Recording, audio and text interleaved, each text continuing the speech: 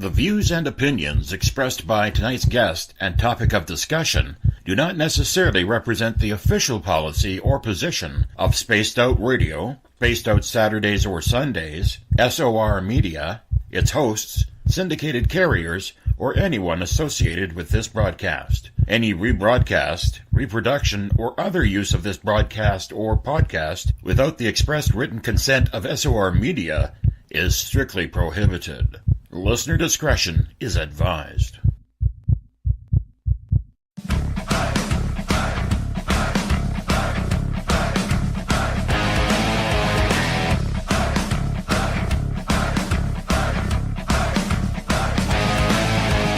Are you experienced?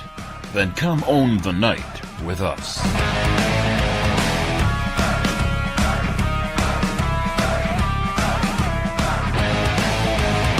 Little brother has taken control, shoveling dirt in every hole. Predators to condemn your soul, watching you and watching me. We're all stationed atop the mountains of British Columbia, live from SOR headquarters. This is Spaced Out Radio with host Dave Scott. We live behind glass curtains and act like nothing's wrong. Soon you will belong. You can follow us on our website, spacedoutradio.com, and on Spaced Out Radio on iTunes.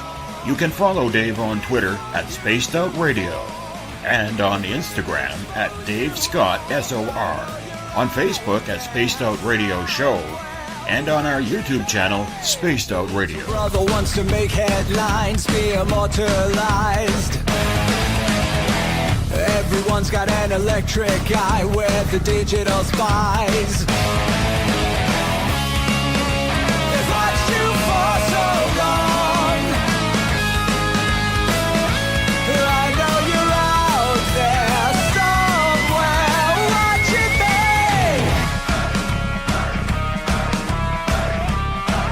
me. Buckle up, space travelers.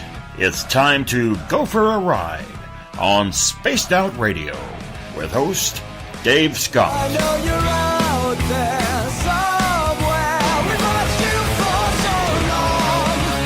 Wait for you to fall. We'll expose you all. I know you're out there somewhere watching me. Little brother wants to make headlines, be immortalized. Everyone's got an electric eye where the digital spies. It's Monday, September 17th, Tuesday, September 18th, if you're on the East Coast or across the pond. And this, my friends, is Spaced Out Radio. Hope you had a great day and night. I am your host, Dave Scott, broadcasting to you live from the Great White North, on top of the mountains of central British Columbia, right here at SOR headquarters. We are 150,000 strong nightly on the SOR radio network and Deep Talk Radio, and we say hello to each and every one of you. If you want to listen to our archives, they are free on our YouTube channel. Go to youtube.com/Spaced Out Radio. We would greatly appreciate if you did. Why? Well, because we want you to follow us each and every place you can. Our website is spacedoutradio.com, where we have a plethora of features for you.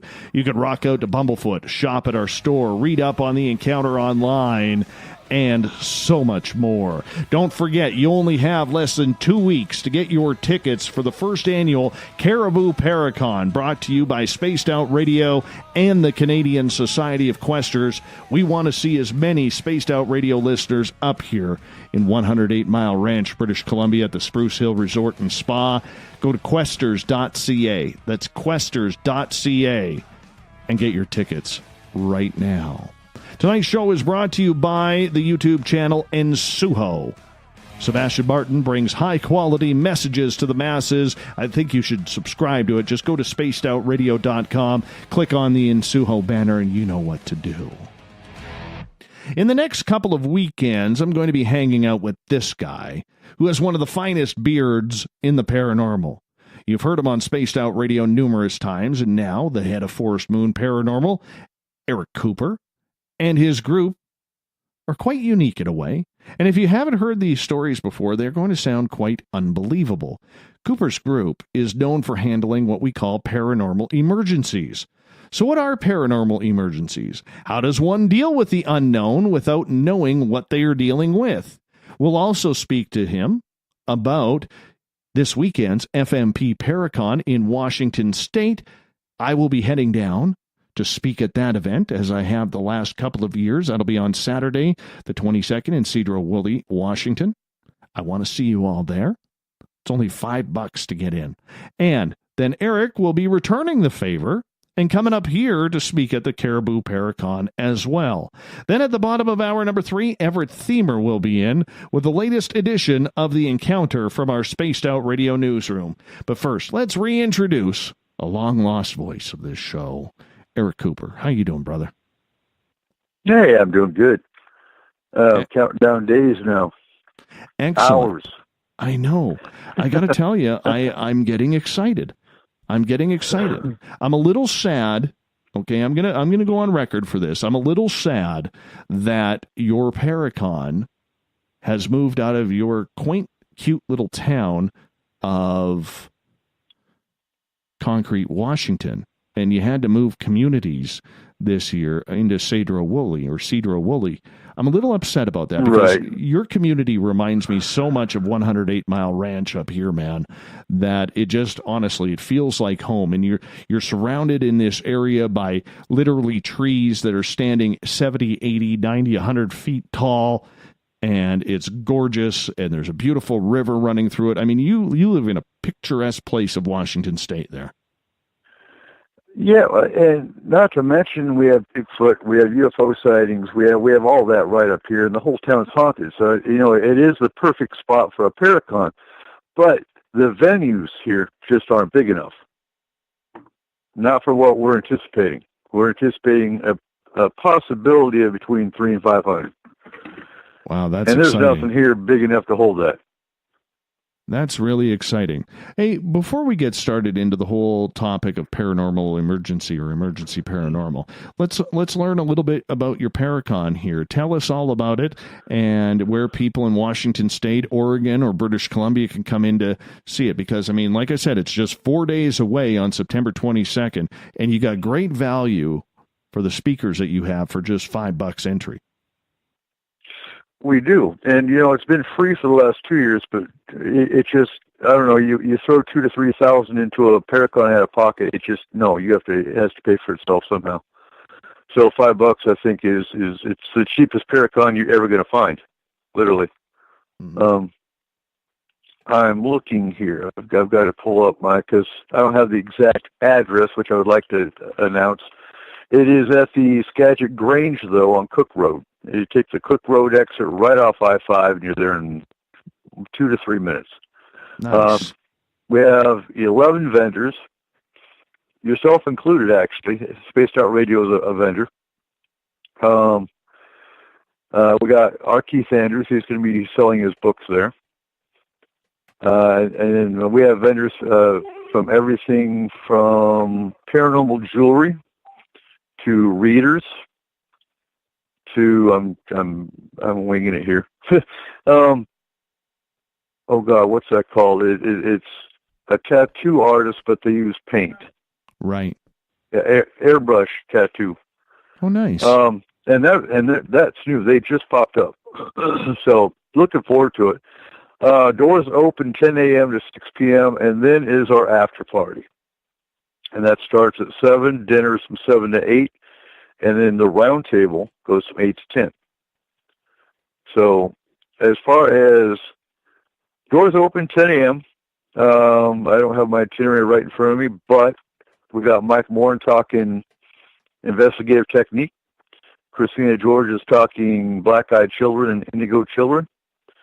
Our Keith Andrews is talking children and alien abduction, children hybrids, and the consortium. Let's see. Francie Miller is the FMP therapist. and she's actually. Oh, I'm looking forward to hers. She's actually talking psychiatry and the paranormal, and how you can tell the difference. And then of course we got Dave Scott talking media and disclosure. And no, I know Media and disclosure. Yeah, that's what I'm going to be talking there about. You go. Yeah. And then we have Michael Hall talking the legalities of UFO investigation. So that wraps up the speakers, and of course they're all going to be on the round table, afterwards. We have awesome. I mean, you know what? We have an awesome team putting this together with us. Chris and Brent, which you know from 3 Rivers Inn, Yeah. have been hitting up the community for donations for raffles. Oh, cool. And oh my God, they went all out. The community's pulled together a lot of the businesses and whatnot, and so we're gonna have like 3 raffles an hour, all day long, and then the grand raffle will be you're actually going to draw the grand raffle. Oh. The grand raffle is going to be a case, and we have an EMF meter, we have a camera, we have a micro recorder. Nice. We're going to have a sage stick in there and some stones and basically a beginner's paranormal investigation kit. Oh, cool. That sounds like a lot of That fun. will be the grand raffle. Then we're also going to have our roving alien that people can get their picture taken with. Excellent.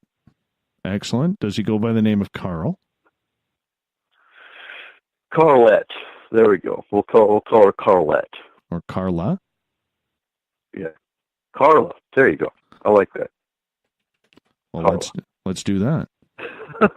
Let's do that. I will get a picture with the alien, man. I will totally get a picture with the alien. And no, she's not green. She's gray. So she's going to be the typical gray alien. Excellent. Excellent. So it sounds like you got a lot of cool things happening once again. And, being there at the first event, and seeing it start out, and then last year was a lot of fun as well. And then you go this year to see how you've seemed to take it up another notch, man. I am very much excited about getting down there, speaking at your event. Once again, I'm going to be talking about the media's role in disclosure, because I think there's a lot of people who didn't like the way the media, kind of covered the whole disclosure event, not asking any of the tough questions, but that's just the way it is. You can't do anything about that. And, you look at the latest news, you don't hear so much disclosure, but now all of a sudden they're shutting down the telescopes. I know. Isn't that weird? What's up with that? I have no idea, my friend. I have no idea whatsoever. But let's reverse trends here, because I'm coming down to your place to speak at your Paracon this weekend. You're reversing the role just a week later, coming up to speak at the Caribou Paracon here in beautiful British Columbia. And what does that mean to you? You've never been up here this far. I've never spoke at a Paracon. Yeah, I mean, I did a real quick, because I had to do a fill-in for the first Paracon we did, but I've never actually spoke at a Paracon, so I'm looking forward to it. What are you going to be speaking on up here? Well, just like we're talking tonight, emergency response to the paranormal. And then the next day I'll be doing a workshop on emergency preparedness. So they really do go hand in hand. It's just a matter of how you respond to it, whether it's a volcano or a spirit throwing you down the stairs. Right. It's really the same response. Well, yeah, that came out wrong. Because, you're not going to... Never mind. Long day for you? Long day for you? It has been. Okay. Well, yeah, we're going nonstop, getting ready for Paracon. I've got last-minute schoolwork I've got to do for my class I'm in. And I'm looking forward to... You're actually going to get to meet Tony when we do. Excellent. Because Tony's coming. Tony's flying in Wednesday. All right. Tony is part of Eric Cooper's Forest He's- Moon Paranormal team. He's the astral team leader. Right. And we're going to get into the whole astral thing later. But Coop, for, our audience is always changing. We got more people listening in and a lot of people who may not have heard you on the show before. How did you get your start in the paranormal, which led to the creation of Forest Moon Paracon and Forest Moon Paranormal? Okay, so my first encounters, which I really didn't pay attention until I was about 20, but I had childhood encounters as well. One was where I was walking in our pasture, and our cows got out. The cows ran for a hole in the fence that was going to the highway. Something freaked them out. They came to a running stop, and were terrified to the point where they ran right back through the fence where they got out and didn't stop till they got to the barn, which is about a mile away. I kind of looked at it and was, that was weird. Didn't put any much thought into it. As a kid, I saw shadows in my cousin's house. Again, didn't think much of it. Saw black and white, in the 1970s, saw the black and white, the early UFO documentaries, and kind of thought they were cool, but again, didn't think much of it. I really didn't get into the investigative side till about 1990 after I joined the Army and was stationed in Stuttgart. And, then I was getting more into occult studies, and occult studies themselves, when you look at them, are paranormal. Because they recognize spirit. They recognize the Fae. They recognize what the normal person would see as paranormal. So I had 2 UFO sightings in Germany. My third UFO sighting was in Iraq going over Syria. And then I've had 2, Izzy and I both, my mate, have both seen 2 different UFO sightings up here. One was back 4th of July, actually. So, Forest Moon started in Iraq. Forest Moon Grove started in Iraq, and that was a pagan group that I ran in Balad in 0405 and Talifar 0506. And we actually dealt with paranormal issues in Iraq, as far as shadows, as far as, it's a whole different energy in the Middle East compared to what you deal with here in North America. And the concept of the paranormal is different, is a different attitude in Europe versus America. Because, and I've told this story on your show before, but when we were attacked by a spirit in an apartment we lived in Germany, and we went to Army housing, and it was run by, Germans ran the Army housing. And when you tell them, you've got to, because they asked, why do you have to move? And we told them, well, there's a spirit in there that's really negative, and threw a knife across the kitchen. And that woman looked at us and said, oh my God, do you have a geist? And she said, no, you're not going back. You're going straight into housing here on base. And you tell that to housing here in the United States, they would have laughed you out of the office and said, deal with it. There's no such thing as ghosts. So Forest Moon Paranormal started up technically about 2005, as a team about 2006. And back then, I did things here and there till about 2010 when I was medically retired. And we didn't have a national team till 2012. So between 2006 and 2012, the way I dealt with things, unless they're boots on ground here locally, I would find a team local to the client and send them in.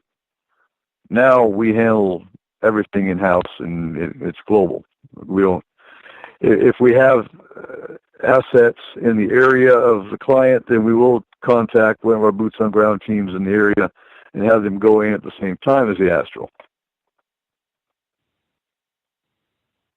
I want to talk about your Army career for a second here, because I think it's very important to point out to our audience that you are a veteran, and I believe you did 4 tours, right?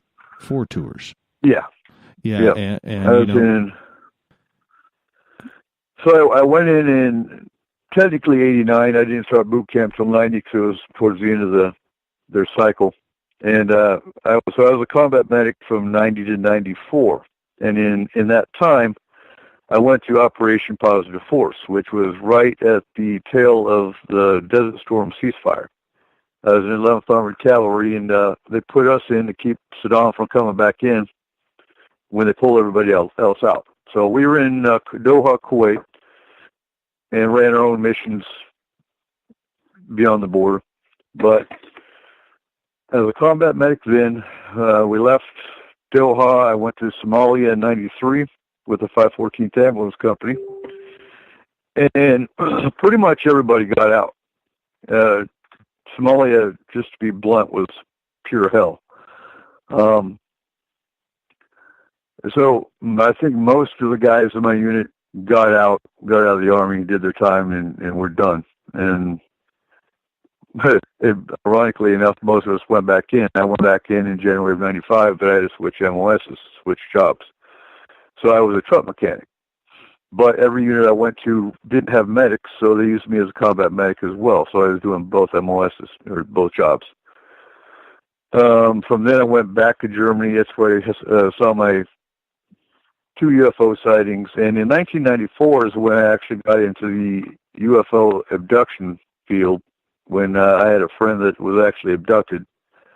So that piqued my interest because I'd never dealt with abduction or even UFOs prior to this point. So the first book I picked up was Dr. David Jacobs' Secret Life of Abductees. And, that, like I said, the rest is history. And I've been doing UFO and abduction ever since. So I did 2 tours to Iraq, Balad, Iraq, January of 04 to January of 05, and at Telefar, November 05 to October 06. And then I was medically retired in 2010. Well, I appreciate you taking the time to serve the United States, where the majority of our listeners are, and I think that's always important. I know you hate that compliment. I know you do, but the fact that you did 19 and a half years in the United States Army is something to be commended about, my friend. And I'm getting used to it. Well, you should. You should, because, I realize that your career didn't end the way you wanted it to in the Army, but nonetheless, there's a lot of guys and ladies who probably wouldn't have had the chance to come home if it wasn't for you. So, I mean, job well done as a medic, my friend. I thank you. The reason why I wanted to get into the military side of everything, because you mentioned that, and I've never really asked you this, out of all the times we've talked, I've never really gone down this road, but you mentioned that your experiences really started to heat up when you went overseas in Germany and then into Iraq and the Middle East and so on and so forth. At that point, when you were starting to have these experiences, who did you tell? Did you tell anybody in a commanding rank? And what was the military's belief in regards to paranormal or UFO activity? Oh, okay. So I had, certain soldiers within my circle that, a few of them were actually into UFOs a little bit. And so they kind of joined our venture, I guess you could say. Do you go talk to commanding officers? No. No. That's a good way to get your career ended. I've seen it. But, I never got the, and I kick myself now, because I never got the chance to ask any of the pilots, but I was in an Apache unit. And,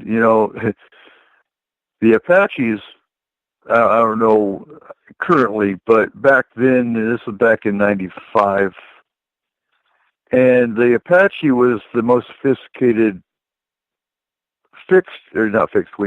helicopter that we've got.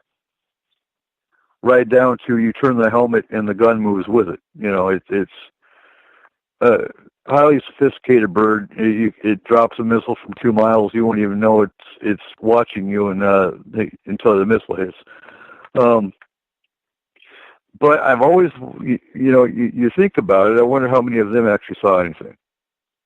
And back then, too, I was in the safety field, so I actually had to take, aircraft accident investigation courses and POV investigation courses, OSHA training, FEMA training, all that kind of stuff.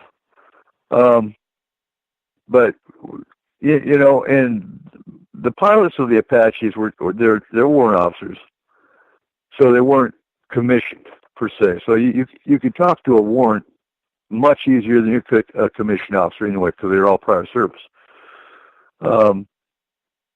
But no, as far as talking to your command, no. And in fact, I've told you on the show before, in Third Army, I was in a secure building at least 1 week in a month, pulling 24-hour duty, and was heavy into the UFO side. I mean, I was always on the COSMED side. That was the Citizens Against UFO Secrecy, and by Peter Gersten. He's gotten at it since then. I think he's doing other paranormal issues, but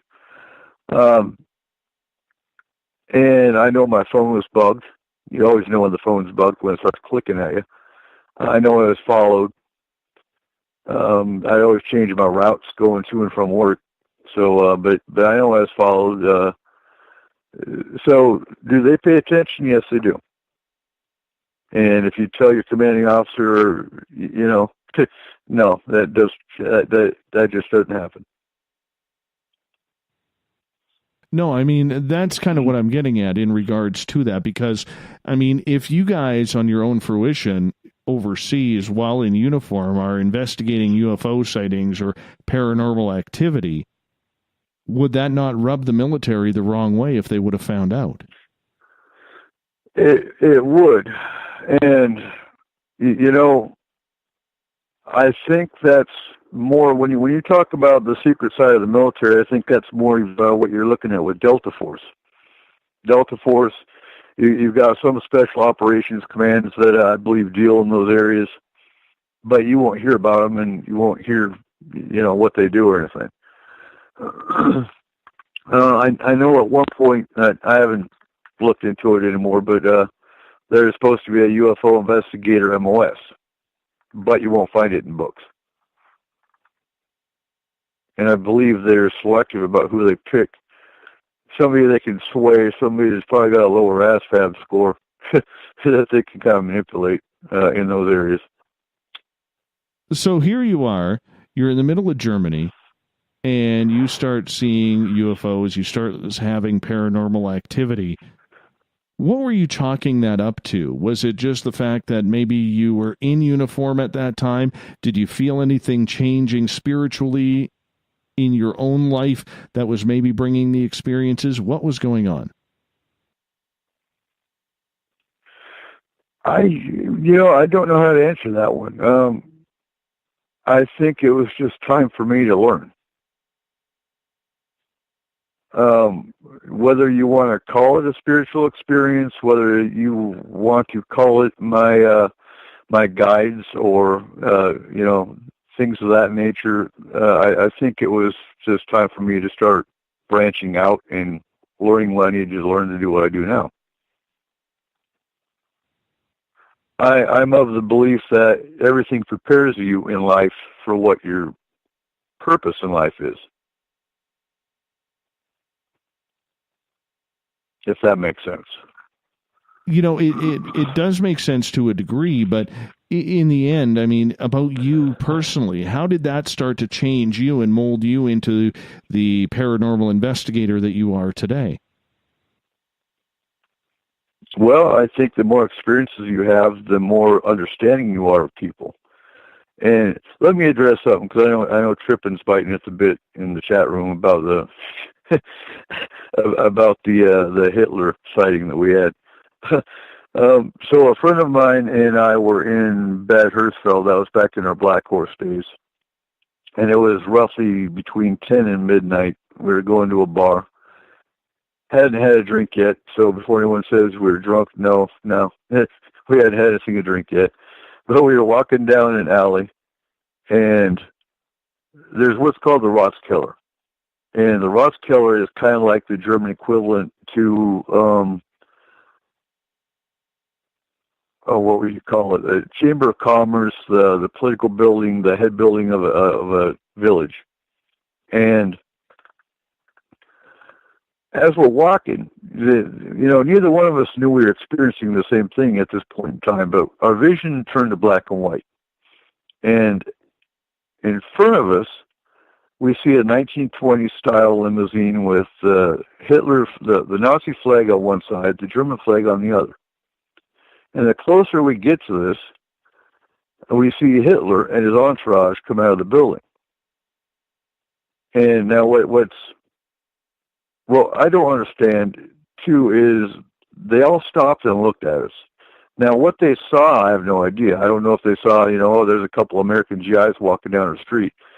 They didn't freak out. It was kind of like a nonchalant look. And we walked around the corner and continued up the street, and our vision went back to color, and everything was back to normal. And so we walked for about 10 minutes in silence, and then he looked at me and he's like, "Wait a minute, did you see something weird back there?" And we both described the same thing. So that was the Hitler story. And like I said, I have no idea what they saw when they saw us, whether we were just a couple of German citizens walking down the street, or they didn't act shocked or nothing, though. What was it like for you to realize that you had a time slip of almost, at that point, 60 years? I didn't think of it that way. I mean, so let's go back in time again, and I'll explain a little more of probably why I perceive things the way I do. I was in a car accident on the Autobahn, and it was 2 o'clock in the morning. 2 of my tanker buddies were driving me back to base, and it was an S-Bahn. So you got the Autobahn that goes all the way across the country, and the speed limit's endless. You got the S-Bahn, which is kind of like our country, 4-lane roads, but it's more like the little countryside roads. Still a high speed, there's not much of a speed limit compared to what we have here. And the Germans sideswiped us. So we pull off the road, and they were broadside. Well, being a medic, I jumped out and I ran over, and they were out of the car running around. My auto was kaput. I'm like, "Well, yeah, are you okay?" And, they're fine. And all I remember is turning to step away from the car. I heard squealing brakes and crunching metal, and I'm laying in some woods. And my buddies saw me fly 30 feet through the air. My tennis shoes were still on the Autobahn. I should be dead. Just, bottom line, that should have killed me. The Germans were killed on impact because they ran between the two vehicles. And they heard me call for help, and they kind of freaked out because, they thought Cooper's dead. And I had a crystal in my pocket. They never left my pocket, but they saw a flash of light that came out of my pocket when I was flying through the air. So, when it comes to the paranormal, do I believe in it? Yeah, there's paranormal issue, existence hands down, which is why we handle paranormal cases the way we do. Is everything paranormal? No, it's not. But getting back to the time slip, looking at it now, because this event happened a couple decades ago, looking back at it now, knowing that you slipped back 60 years for a brief minute or two, what do you think, or how did that affect what you are doing now, or what do you think about it? Do you ever think about what had happened there? Because that doesn't happen to a lot of people. No, and to be honest with you, I don't think about it until, well, Trip asks about it. But no, and it, I guess I've been through so many different experiences in life that's just, okay, I slipped in time and saw Hitler. It's not a big deal to me. And I don't know why. I think in the back of my mind, I already know there's, wormholes and time slips and portals and whatnot. Well, your experience now would lead you to believe that. But, I mean, when you look back at that, I mean, not everybody gets to go back in time and make the assertion or the assessment that they are looking into the eyes of one of the most evil and cruelest people to ever walk this planet. Mm-hmm. I'd agree. But, again, I don't know what to make of it, I guess would be the easiest way to explain. Is, did I walk through a time shift? Apparently I did, because that's the only other way to explain that, especially when, I've got a witness. There were two of us that saw the exact same thing. Has this person ever reached out to you since? You know what? I told this is going to sound bad, but I don't remember his last name, so I don't know how to reach him. I get that. It's one of those soldier things that happens. Right. He was one of my cook buddies. He was a cook. If I really tried hard enough, I am in a group called the Medics from Hell. It's all of us medics that were in the Black Horse, and we reach out to our friends through that group all the time. So I could somebody probably remembers his name, and I could reach out to him. But Joe wants to know if they saw us also. Yeah, they did see us, but who were we to them? I don't know. They didn't act shocked. They didn't act surprised. Just like, oh, look, there's a couple Germans walking down the street. That's kind of how they acted, because had they seen us as U.S. soldiers walking down their street, it would have been a different response. So what goes through your mind when you see that? What goes through your mind? Say again? What goes through your mind when you see that? I mean, everything's black and white. Everything is kind of looking around, and you notice that the eye contact has been made with you, and you're wondering what's going on. Like, did you at all ever think in that point of time that you're maybe in trouble, that you're maybe going to have something happen that you don't know how to react? To be honest with you, when it was happening, I just thought, well, this is kind of weird. Why am I seeing in black and white? And why is Hitler right there? Did I ever think I was in danger? No, not even a little bit. I just thought it was a very weird experience, and And AJ at the same time was seeing the same thing, and we didn't compare notes until 10 minutes later. So I know we both stopped and looked back, and everything was normal because the time shift had closed up. But it's at no point in time did I ever think I was in any kind of danger, or I should run or anything like that. I know when I came face to face with the first extraterrestrial I saw with Samantha Mowat, I just stood there stunned. Was that kind of what you were going through, where you're trying to figure out what your eyes are seeing and it's just not comprehending? Well, on that, we neither one of us stopped. We kept on going. We kept on walking. So I don't think it really. We knew what we were seeing, but it didn't really dawn on us to, oh my God, look at that. It was just, I don't know how to explain it, because this happened back in 1992. Yeah, it would have been 92.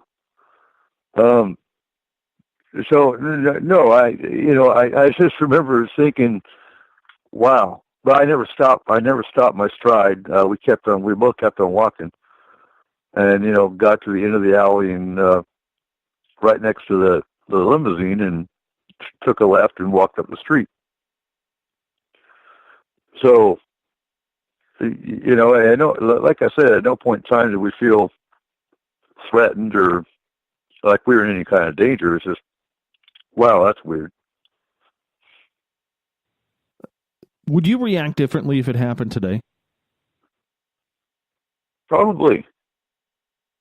How so? How so? I would be paying more attention. I'd be, pulling out my phone to take a picture if I could. But, back then we didn't have cell phones to take good pictures with either.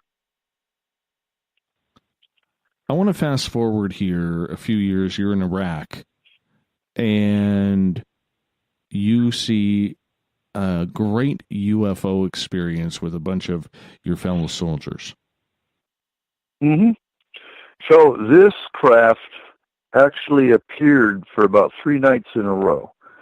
Now, by definition of a UFO, it could have been experimental craft. It could have been it would have to have been experimental craft because the other witnesses that were with me, one was a crew chief on a helicopter, and the other one was a helicopter mechanic. They know aircraft. So, and their words exactly were, it's not ours. It's not conventional aircraft from their experience. So, and it was triangular shaped. Even the light patterns on it weren't conventional, and that's per aircraft mechanics and crew chief. And yeah, and they lasted each night about 15 minutes. And they moved too slow. They didn't make any noise. They weren't drone, because back then we used a lot of drone for surveillance and whatnot. They weren't drone, because drone lights would have been obvious. So no, this was a triangular craft. Had very specific light patterns. Hovered, didn't make any noise. Moved very slow. And like I said, going by the other, I don't know, about 6 other soldiers that were with me, that all saw it all 3 nights. And we did get a video of it, but I don't have the video. One of my buddies has it and probably lost it by now. This was again back in 2006. So when you're on a battlefield, like the Middle East is right now, what is that like when all of a sudden you look up in the sky and you see a giant triangle? Do you start thinking UFO right away, or do you think, what the hell are we using this craft for, and why can't I identify it? Well, I can tell you as a soldier's not going to automatically jump on a UFO. They're going to think, whose is it? Is it a European craft? Is it, is it a foreign craft? That'll be the first thing that goes through their head. And then, then you have cases like with the gun camera footage. That's obviously an off-world craft. But if you're on the ground looking up, yeah, the first thing you're going to think is, who is it? At any point, did you think that it was one of yours, as in the United States Air Force or the Navy's? Well, and that's why the first thing I asked was, do you guys recognize this craft? Because I knew what their jobs were. And they looked at it, and we looked at it for a good 5-10 minutes, and they're like, no, that's nothing we're familiar with. So, yeah, no, the first thing I asked them, having already had, 2 UFO encounters, was, is this ours or is it something else? So when you're staring up at this craft and you see the triangle and it's clearly shaped, how high is it above you? at this time or in the distance? Oh God, let's see. I'm bad with measurements, but probably about 300 to 400 feet up. Not airline, height, but your typical helicopter height. And it was so Telefar is right on the border. We could see the lights of Syria. So Telefar is right on the border, and so it was probably over the border and crossing into Syria. And this would have been, like I said, 2006. So there wasn't so much a civil war going on in Syria then as there is now, obviously. Which would be another thing, I'd put into play as far as why would they have a craft going over Syria. Did you think UFO, though? I did after I asked them what their assessment was, yeah. Because basically I wanted to rule out whether it was ours or a UFO. Okay, so you're on the battlefield. You have a black triangle over you guys. Is there panic going on at this point? Is it just kind of staring up in the sky, wondering what the hell is this? What goes through your mind? And do you call something like that in? Do you check with radar? Like, go into detail with me and explain this, because I find this extremely fascinating. No, we always thought it was cool. I mean, and that's the difference between paranormal and a non-paranormal individual is, we all just, oh, wow, check it out, it's UFO. Once they established it was not ours. But you call it in, no. In the military, you don't call it in. Because, again, you just don't call those things in the military. Mm-hmm. No, I can understand that, okay, because, I mean, we've heard it on this show before from ex-military members where that kind of stuff or those kind of reports kind of get you watched, so to speak. Yeah. Right. And you do have a career and a job to do, and I fully understand that, and I can appreciate that. But did anybody check with radar to see if there was any craft in the area? No. Because again, in the positions they were in, they worked on the craft. They wouldn't even have thought to check with radar. Because I mean, it was obviously a craft in the air to us. So no, it wasn't validated at all on radar note. Mm-hmm. Okay, so when you see this black triangle in a war zone, do you think it's coming at you? Do you think it's going to attack? Do you prepare yourself in case something happens that could be right out of the movie Transformers, and you're expecting this thing to transform into a biological robot? What's going on? Like I said, no, we just thought it was cool. It was going the other direction, so it wasn't going to attack us or it was going to attack anybody. And it wasn't, it was moving very slow. It wasn't, it was obviously observing whatever it was. Right.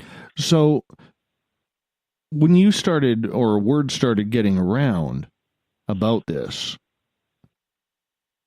are there a lot of other soldiers on the battlefield who see these type of strange craft in the sky kind of observing, much like what they would call in World War II or even Vietnam as the Foo Fighters? No, I don't think it went far. I don't think it went outside our circle, to be honest with you. So no, I didn't hear. I didn't ask anybody, because again, you have to be careful who you talk to.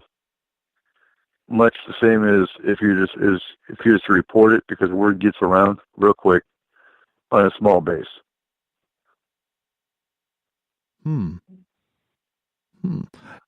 But does that happen often on a battlefield, though?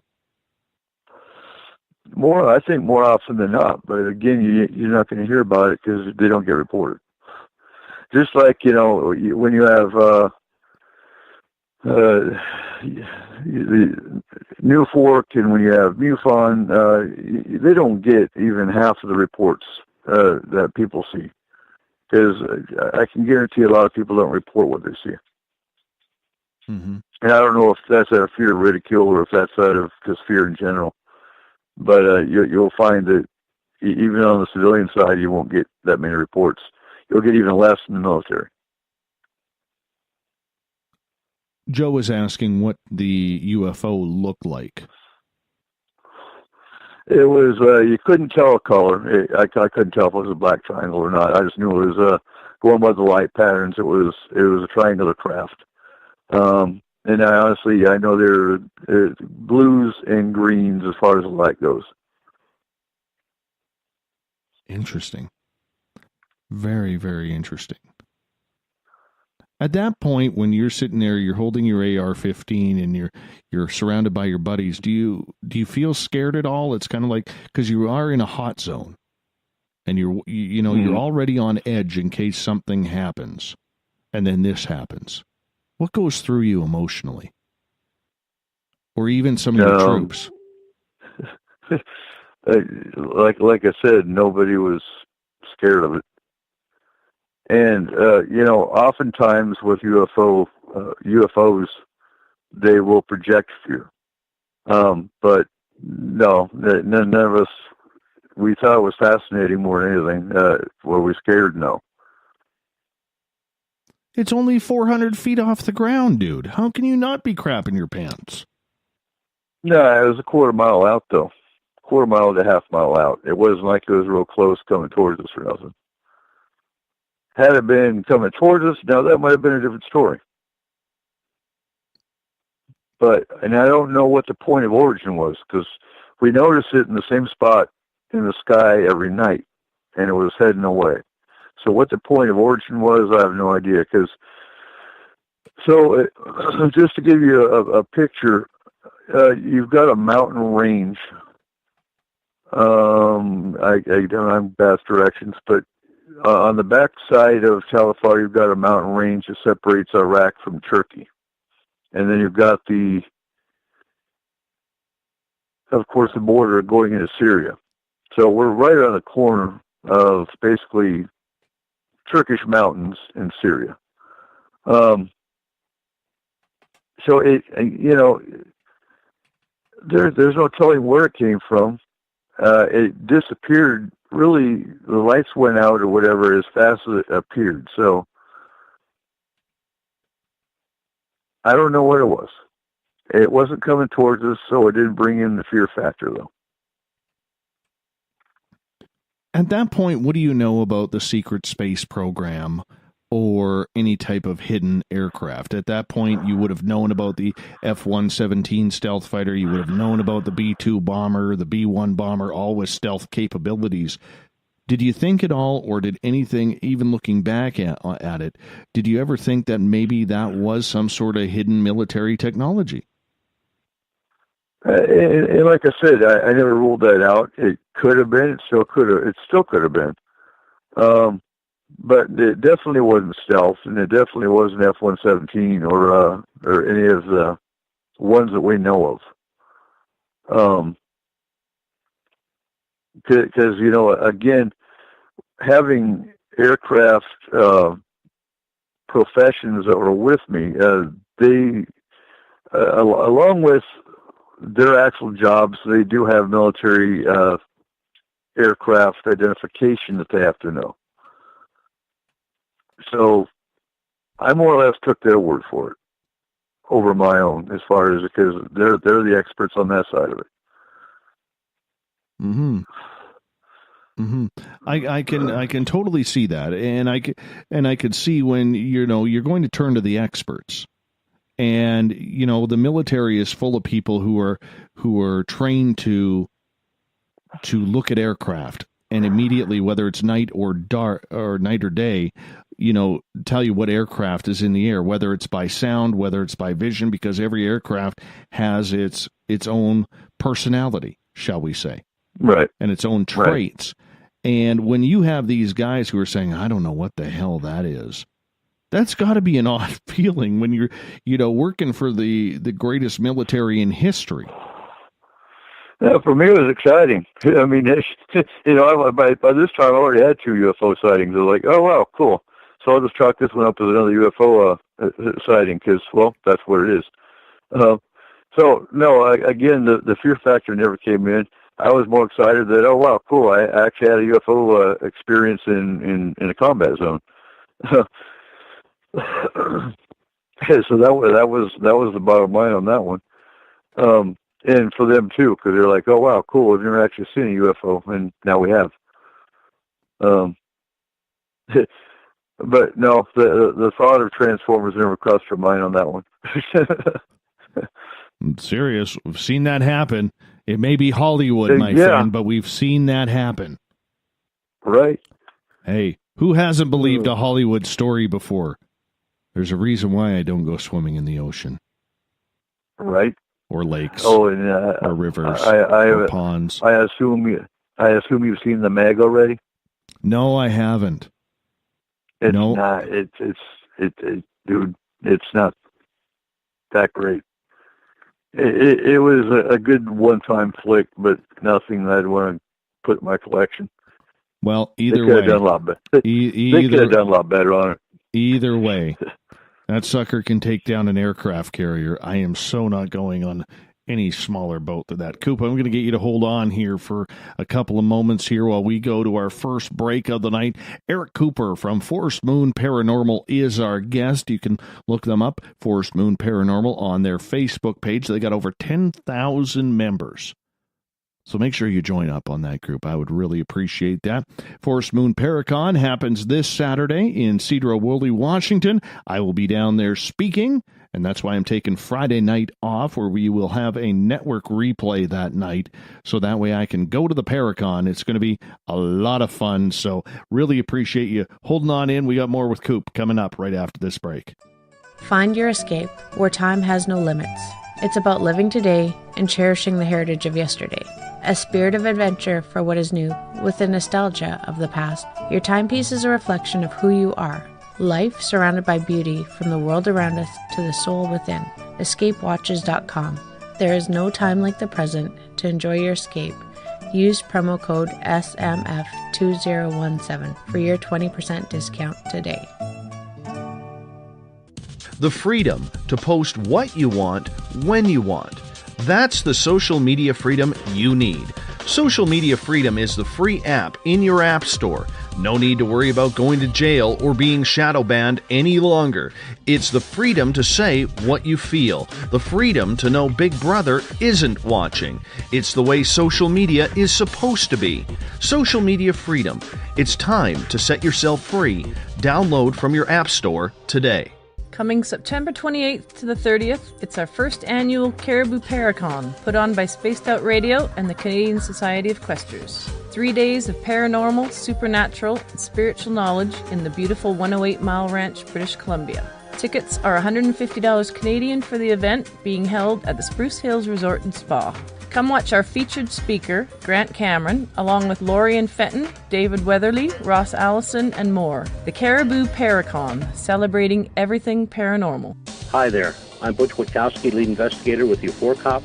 On the final Monday of every month, you can listen to me and host Dave Scott on Spaced Out Radio's Strange Days.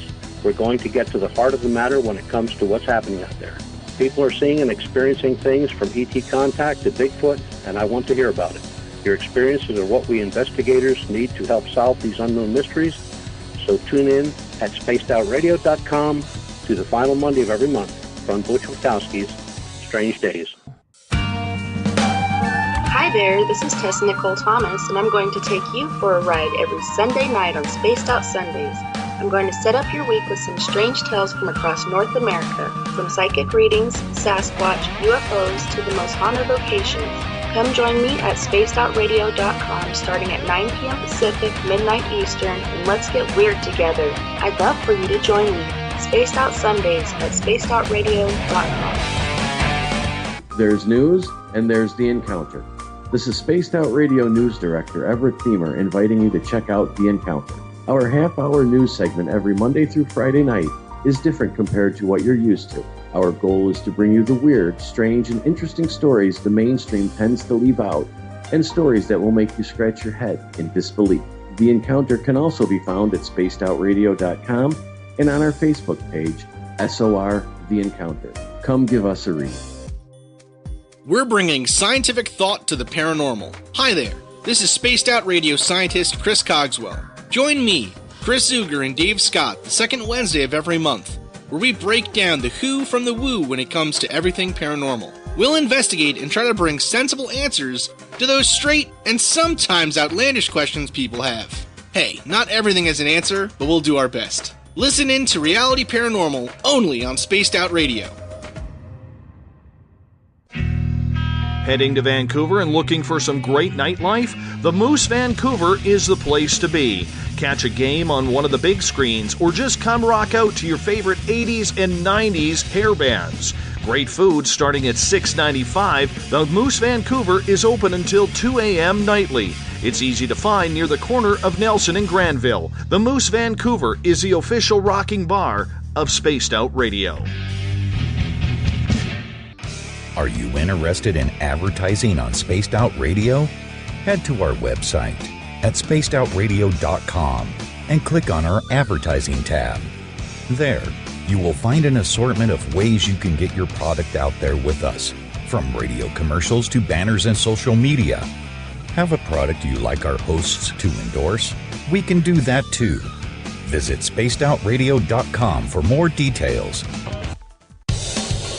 Do you want to know what's really going on in your world? Do you have questions about who you can trust in the mainstream media? Then look no further than the Rebel Planet. Come get the straight answers right here at spacedoutradio.com. Join me, Jamie Sexton, creator of Rebel Planet News, as I fill you in on the stories behind the stories. All you truth seekers, be sure to tune in to Rebel Planet on spacedoutradio.com the third Thursday of every month. Visit purpleplates.com today. For over 40 years, the Purple Energy Plates have been delivering amazing results for their many customers. Inspired by the great genius Nikola Tesla, the harmony, healing, and energetic effects of the plates have proven over and over to be beneficial and often miraculous to thousands of customers. Check their site for daily specials and choose from their many energy products. You won't be sorry.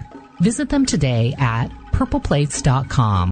So, you love talk radio? Then you'll love TalkStreamLive.com. TalkStream Live is always on, 24/7, with the best streaming talk shows. Find your favorite talkers and discover some new ones. It's free, readily available online or on mobile with any smartphone or tablet. Finding your favorite talk shows all in one place has gotten a whole lot easier. Just go to TalkStreamLive.com. Be sure to download the free apps from Google Play or the iTunes App Store.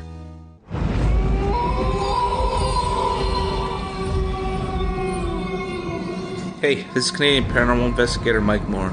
The third Wednesday of every month, I'll be teaming up with Dave Scott to bring you Ghosts of the Great White North. Each month, we will bring on guests from across Canada to discuss their ghostly encounters. Canada is a paranormal hotbed with stories you've never heard, so we're going to bring them to you. So get comfy on your Chesterfield, grab a donut, and join us, eh?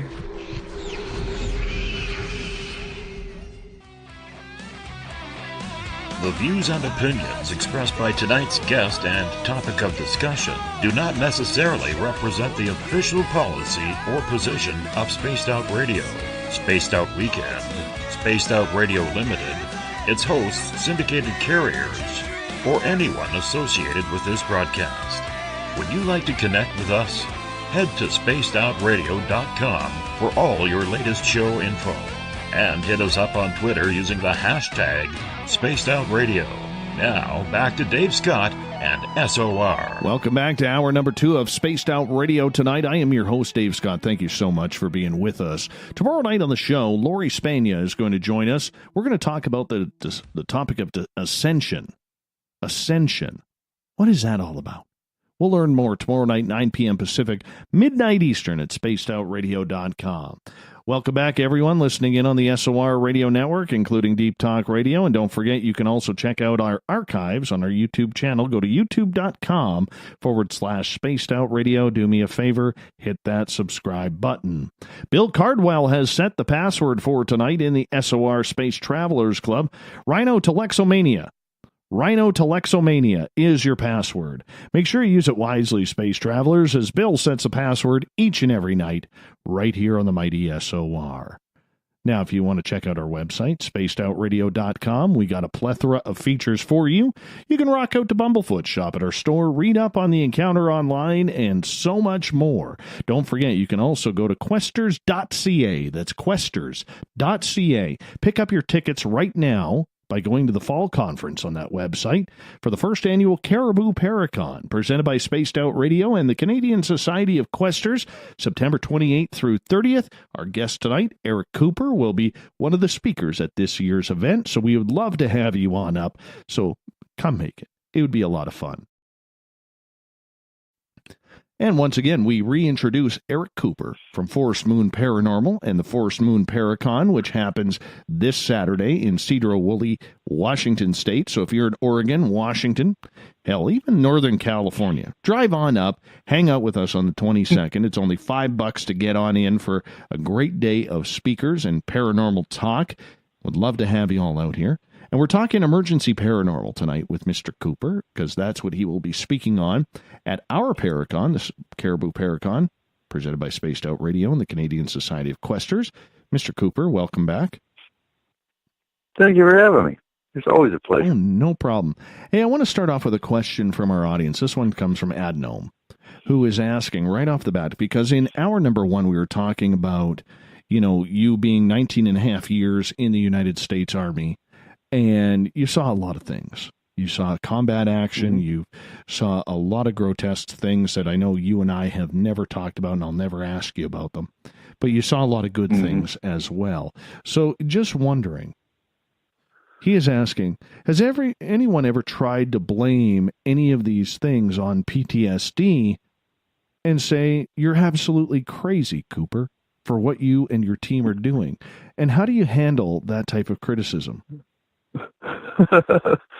Okay, so going back, because when you asked the question, it had to do with the time warp, and I didn't get diagnosed with PTSD until about 2007. So PTSD wasn't a factor. It was addressed in 1993. They said, "Yep, you've got PTSD. Have a nice life," and they didn't fix it. So, moving along to about 1997, I was actually diagnosed with PTSD. But again, they never fixed it. They never did anything until the Iraq Wars. The Iraq Wars, about 80% of your soldiers that come back have PTSD. And they still try to say, you don't have PTSD. I mean, I had to fight for Lewis and the DOD and call in a senator to assist with, they basically try to give me 10% and have a nice life instead of a medical retirement. And even with a medical retirement, they screwed me out of my 20 years by 6 months. So, yes, Susan, I did retire. I'm medically retired. And the only real difference right now between a medical retirement and if I had been given 20 years, and Alon's, Joe, I know exactly what Alon's is. It's cavalry. So I did get medical retirement. I do have an ID card, and I am 100% VA compensated.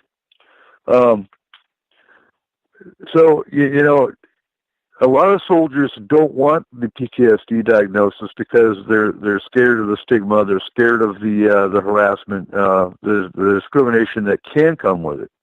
But again, you do have the ADA to fall back on, the American Disabilities Association, if that happens. Have I ever been called crazy being in the paranormal for having PTSD? No. Not for PTSD. You get more ridicule and crap from people for being in the paranormal in general. And, that's just a sad reality. The PTSD side of it's got nothing to do with it. When you look at everything that you've gone through in the paranormal, and you and I have talked about this ad nauseum, mostly off the air, in regards to the way the paranormal is set up, how is it different from when you started until it is or the way it is today? How is it different? Well, in many ways. You mean the paranormal in general? Paranormal or in the way general. we handle things? No, just in general. Paranormal in general. Okay, well, paranormal in general, and actually it hasn't changed a lot. It's still seen as entertainment. It was seen more as entertainment, back when we first started. And again, it's still seen as entertainment today. You got too many people that think what we do is the same as what they see on, say, Ghost Adventures or any paranormal, add the name TV show. So, yeah, and it's treated. That's the sad thing is the paranormal television shows treat it like it's entertainment. And if it's not treated like entertainment, it is entertainment, but it's treated like reality. So you have too many, we've talked about this many times, but you have too many people that want to jump into the paranormal and go ghost busting, and they go by the exact same things, but the exact same equipment they have on, these TV shows, and that's their education as well. And that's exactly how they go into the Smith's house to get that cool EVP and that awesome picture. And not only do they, if there is something there, let's hope there's not, because they just messed it all up. And now you've got clients that are dealing with even worse situations. And they got their cool picture and their EVP, and they're out the door.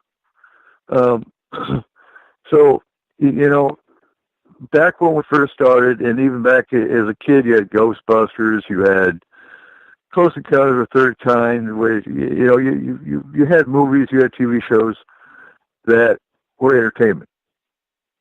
And then we'll come to find out a lot of the ET type shows had facts to them, which you do know if you're in this field.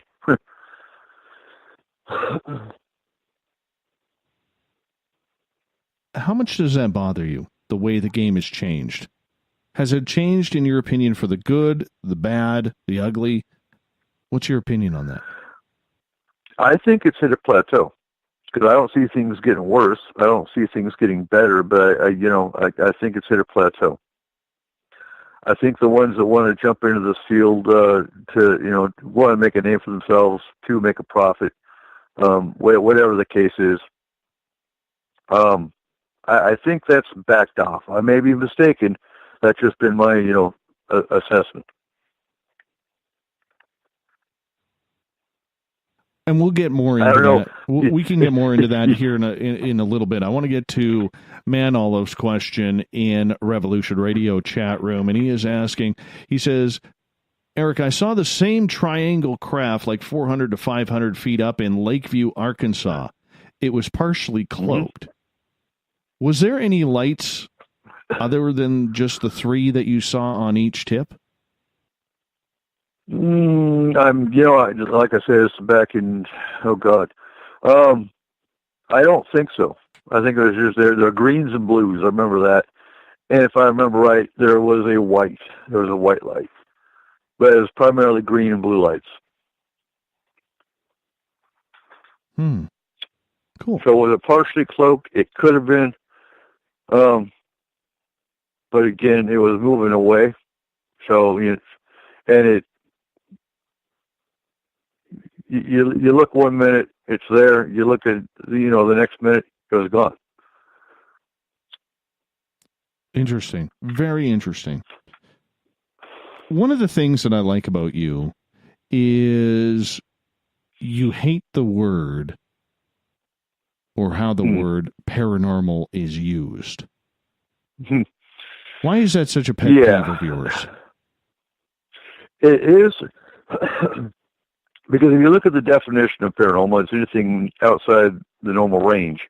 And I take that a step further with the normal range of science, society, and culture.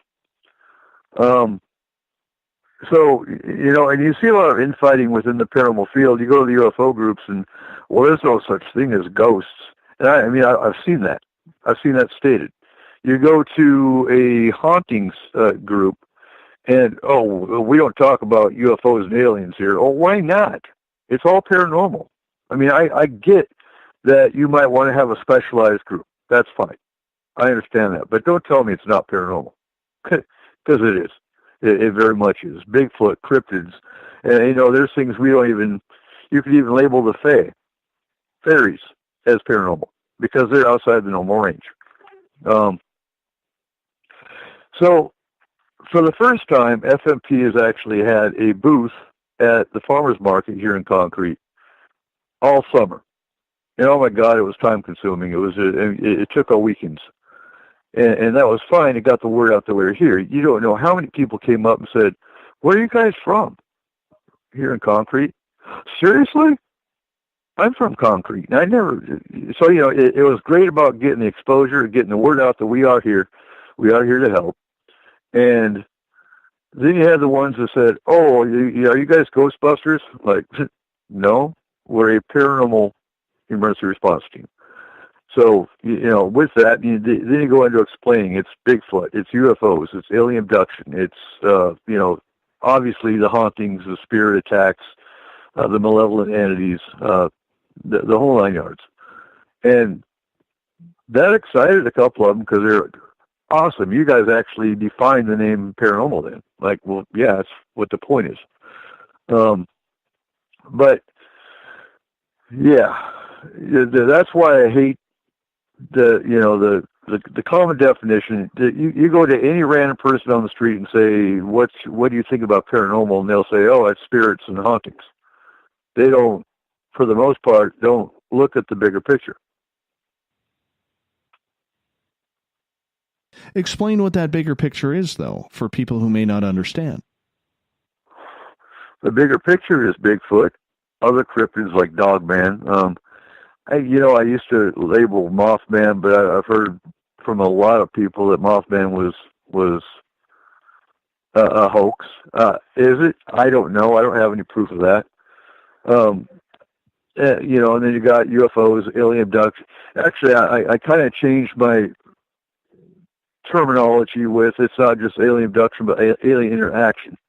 Because you have the contactees who are the ones that have benevolent experiences with good aliens. So you can't take them out of the equation either. So alien contact in general, not just the abduction, but the contactee side as well. And then, of course, you've got, the hauntings and the other creatures out there. I've got one case where someone saw and we haven't followed up because they never called back. If they don't call back, then I'm, okay, they haven't seen it again. There was a goat-like creature that walked in front of the window. So, I see it as even going into Earth changes, you can say, can be paranormal. Like, I'm sure you heard the story about the gray ghost that was seen in the hurricane. I mean, is that paranormal or is that, a psychosomatic event? That I have no clue. That was a strange one, though. Right. But, I mean, it's not normal. So it's a paranormal event. So the way people use paranormal then, do you think it's because they, us as people in general, we try to take the lazy form of language any chance we can? Do you think that's all it is people not understanding what the word paranormal is, or because it's been defined through television and other mediums that paranormal is only associated with ghosts and ghost hunting, that's what it automatically means? I think it can fall into the realm of paranormal TV because that's all they define it as. And face it, most humans are too lazy to look things up. They're too lazy they sit in front of the tube, and that's what they base their definitions off of.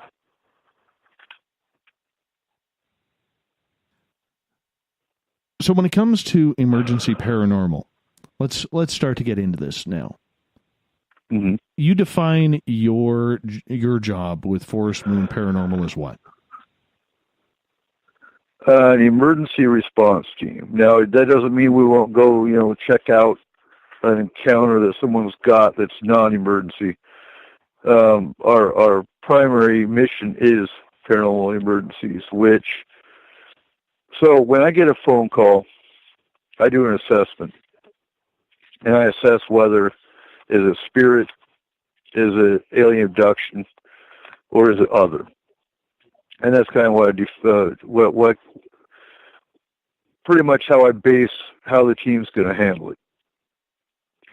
So when I do the assessment, if we have multiple cases, because face it, we deal with close to 5 cases a day.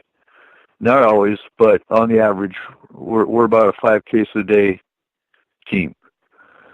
So if I have multiple cases coming at once, I have a 4-tier, which I go off of. Now, tier 1 is children and pregnant women. That's the priority. Children because they're more open, children because they see more and they're more vulnerable.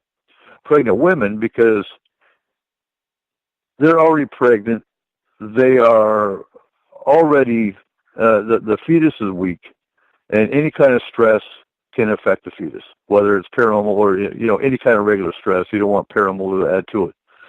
Also, there are entities out there that want to take the soul. So that's tier 1.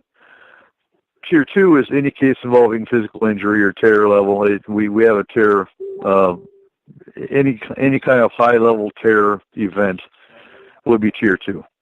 Tier 3 is anything UFO and abduction related. Again, that can go to the top based on if it's a child or, pregnant woman. And tier 4 is just a random Bigfoot sighting that we need to go check out, or, other cryptids, which we don't have too many other cryptids up here in Washington. So that's the tiers we base it off of. And how did you come up with that list? So it's called triage. Okay, how did I come up with a list? Basically, experience with cases we were dealing with prior. Now, once we got into the astral side, and we started working globally, and multiple cases started coming in, we had to come up with a system to, prioritize.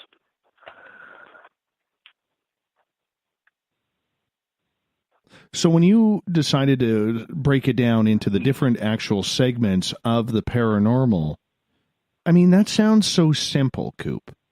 Sounds so easy to kind of break it down. Why do you think other teams are not following that guideline? Because, face it, I only know of maybe 2 other teams that handle this on an emergency level. A majority of your teams aren't in it for the client. They're in it for a picture and an EVP. And they don't care about breaking things down to, tiers. They don't, I've seen it. I can tell you at least 5 out of 10 cases we get, they've had other teams come in. Other teams made it worse. I don't want to get into paranormal bashing, but it's just the sad reality is a good number of our clients we get have had other teams come in. And it's really great when, other teams have actually called us in because they can't fix a problem and they need help. And so they call us in. We send the astral team in and help them rectify it. But that's a rarity. There's a lot of ego plays. Yeah, and I was going to say that about ego and pride. Ego and pride right. take a lot in that. But I mean, how much of that though is inexperience that these other groups either A, don't want to admit they can't solve the problem themselves, or even B, don't believe there is no problem whatsoever. That's and from that's why we have a therapist. Francie actually has I don't have her credentials in front of me, but I know she's got a master's degree, I believe, in psychology and bachelor's in psychiatric. She's degreed. She's been in the psych field for a good 20 years. So she's actually got protocols in place for us that helps us define, basically, if it's not paranormal, different kinds of psychiatric issues it could be. And if we come across a case where we can't find anything, we send them basically, or if they keep coming back If it's a repeat case over and over again, we will send them to Francie for an assessment. Francie will talk to the client, and then it goes, if she feels they need therapy, she will find them a resource close to them to go talk to. Now, if they don't follow through, there's only so much you can do. No, I understand that and appreciate that. I really do. And I think, we've talked about the downfall of what's wrong with the paranormal in the past. And I don't want to take this down that road because this isn't about a paranormal bashing show. But nonetheless, there are concerns out there. So what exactly does your team do? You mentioned that you have been contacted by other teams to help out. I don't think there's a lot of people who fully understand that. Okay, so when I get a phone call, and I'm in about 60 other paranormal groups on Facebook. So oftentimes I'll get tagged in a case where somebody's describing what's going on, they're asking for help. Or I'll get contacted directly by an admin of other groups. I'll get emails. I'll even get phone calls. Once I, get kind of an assessment of what's going on, they're hearing knocks. They've got a bad smell coming through their house. They've got, apparitions. They've got shadows, things of that nature. All I need really is an address. And if the case is directly attached to them, I'll need a picture. If it's something going on in their home and it's not leaving their home, then it's connected to the house, sometimes the property. So what we do is we'll take the address, we'll do a Google map, and I'll get an actual lot on their location. And that's all the astral team needs. Once the astral team either, one, sees a current picture of the client or sees the location, then they can automatically go there within seconds. And once they get there, now bear in mind for those that aren't familiar with astral travel, we actually have an astral school coming up on the 26th for basic astral. Everything we do is free of charge. But back in the 60s and 70s, they had the CIA did what's called remote viewing, and that was basically going by a set of grid coordinates, and they mentally left their mind and traveled there, and they could see. They couldn't interact.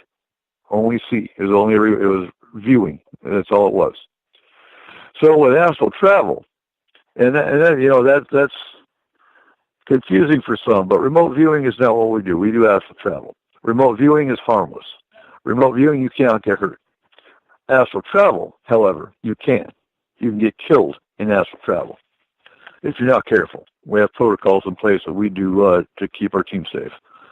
But with astral travel, it's kind of like what you hear is out-of-body experience. That's kind of the precursor for many to understand. And so with astral travel, you leave your body, not your soul. I'm trying to think of the easiest way to explain it, because I've been asked this before. So your soul leaves? No, your soul does not leave. Your soul is always in your body, but your consciousness leaves your body, and will go through the astral realm based on the picture. So once you lock onto the current picture of the client we have, you will be there with them. And I mean, you can even ask Markham. Tony went to Markham's house. Well, Tony's been to your house. But with Markham, he actually, called Markham and told him, so there's a portal inside the second bedroom of your closet, and that made a skeptic a believer, because you can't get blueprints of the inside of someone's house. So with location, once they get there, you can see, you can interact, you can speak with spirits, and then you go into astral combat with malevolent entities, whether it's a demon. Demons are rare, but they do occur. but whether it's a demon, whether it's another malevolent entity type, because there's hundreds of malevolent entities that are non-demonic. It might be Fae. Fae have been popping up a lot. Now, that's either because someone landscaped an area that was sacred to the fairies. It could be the earth changes. There's a wide spectrum that cause interferences with the Fae. I'm reading Joe's comment. If you have a portal inside your house, can you use it to get rid of your trash? No, unfortunately not. I wish. Now, when it comes to alien abduction, the team will go in. They'll find an implant. They'll find all the implants, and they will basically, in a nutshell, blast it with an energy blast, and that disables it. Now, once the implant is disabled, it kind of sparks interest in whatever race is doing the abducting, and they'll come down and check it out. Depending on which race it is, some of them will want to go to combat. The other ones will cut their ties and leave and try to wait us out and come back in and reactivate their implants. But that's it in a nutshell. Now with Astral, we're global. We've done cases in Ireland, Scotland, South Africa, Israel. It doesn't really matter. We can go anywhere on the planet.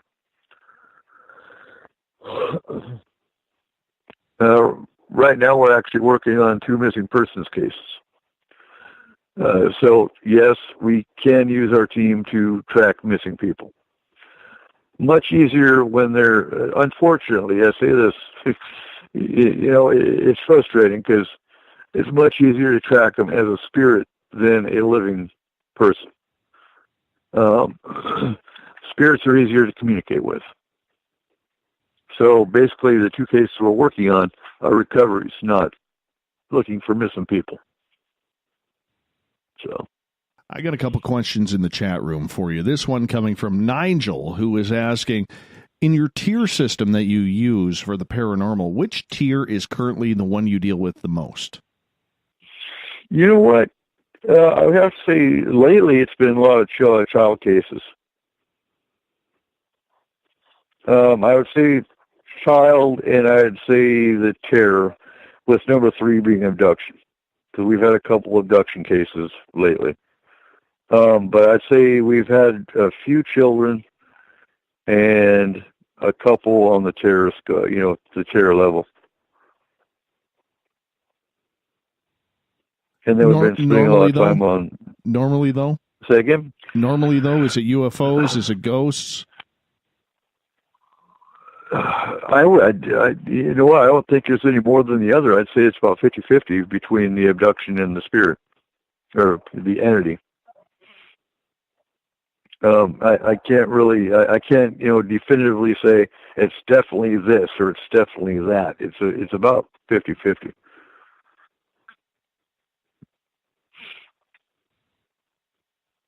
Another question go ahead. Go ahead, Coop. Well, the missing persons is fairly new to us. We tried it out 2 or 3 years ago. It didn't work out based on who we were working with.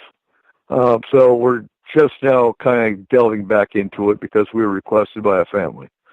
So it is new, and hopefully I'll have some good results here in a couple of days, because I know we have boots on ground that are in both those sites. So hopefully we'll bring closure to the families. Another question coming, this one from Susan, who is asking, how does one sign up for this course? So if you're in the Forest Moon Paranormal group, you'll get all the details of everything we do. That's the easiest way I can tell you. Richard Benak, if you look for him on Facebook, is our astral instructor. Right now he's doing just a very basic what is astral and how to shield, things of that nature. For people who may not understand what astral travel is, can you break that down? So astral travel is, like I said, it's like out-of-body experience. And oftentimes, someone will describe an out-of-body experience, and in all reality, they're astral traveling. It's a matter of getting a hold of it and controlling it. It's basically your consciousness leaving your body and traveling in the astral realm. Now, think of multiple dimensions. Normally, the normal human doesn't need to go to multiple dimensions. They just stay in the astral realm. That's where you belong if you're going to travel. The other realms have many creatures you don't want to deal with and many creatures that don't want to deal with humans. So, yeah, the astral realm is where we stay. Think of another dimension that is in your home, because, our team will walk through your house, but you won't see them. Some clients will feel them. And we've had cases where their dogs were following, the team down the hallway. And the client was saying, wow, well, our dog's following something. And Tony's like, oh, that's just me. Don't worry. But, yeah, the pets can see the team, but the client won't. The client can feel them. Again, it's hard to explain, but that's it in a nutshell. It's your consciousness leaving your body and going to the astral realm. Can anybody do this? Can anybody astral travel? Yes, they can. And all we do is hone them, train them, and teach them how to do it safely. Very cool. Very cool. That's something that I got to admit. Go ahead. Let me clarify. Most people can astral. Some people are blocked. I'm blocked, for example. I can't astral.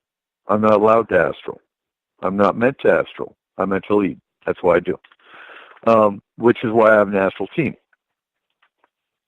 I'm merely the one that mediates between client and team, and I'm the one who feeds intel. Okay, so what's the difference between astral travel and an out-of-body experience where you're kind of tied to a cord, so to speak?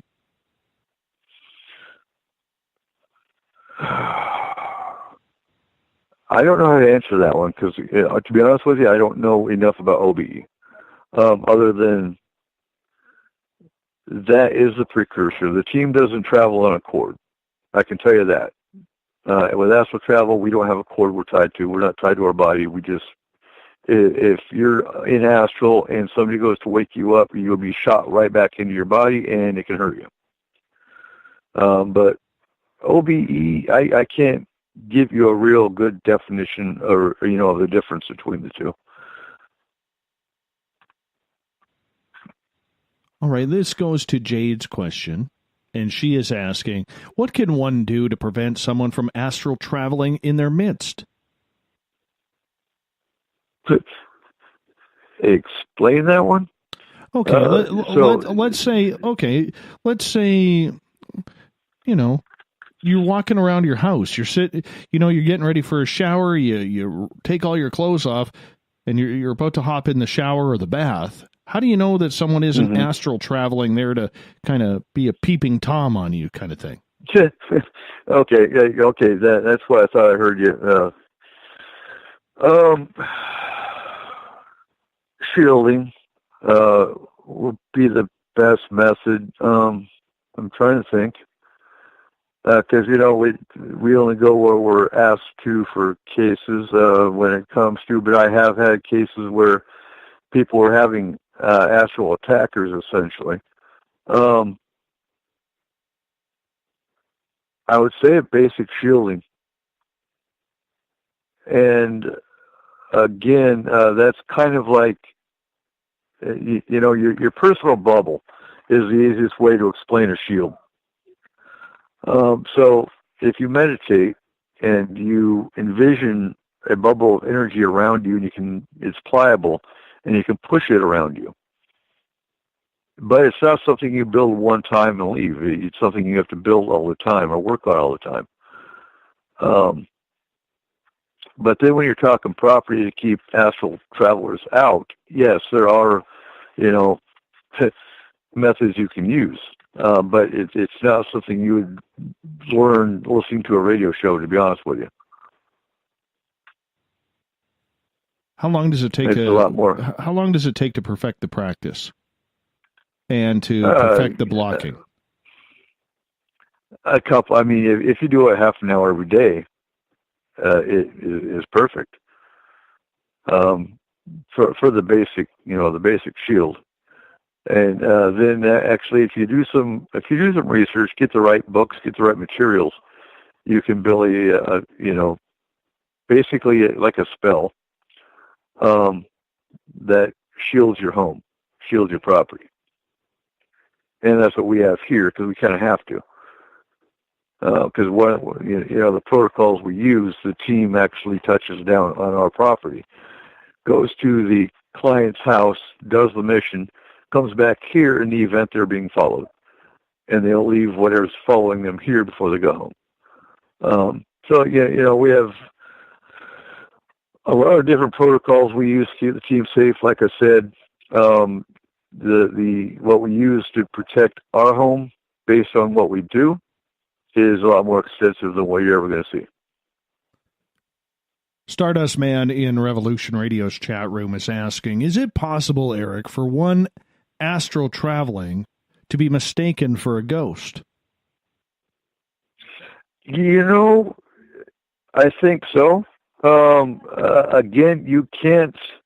Now, I think it's going to depend on the ability of the person. If you've got abilities and you don't understand your abilities or don't know you have them, you might see the team, for example. You might see them as a shadow. You might feel a presence. It's not a spirit. It could be someone in astral. Once you know the difference in the energies, you'll know what you're feeling. But is it possible? That's always been an experiment I wanted to try that I never had the chance to try, is to get an SLS camera and see if you could pick anything up with the astral team.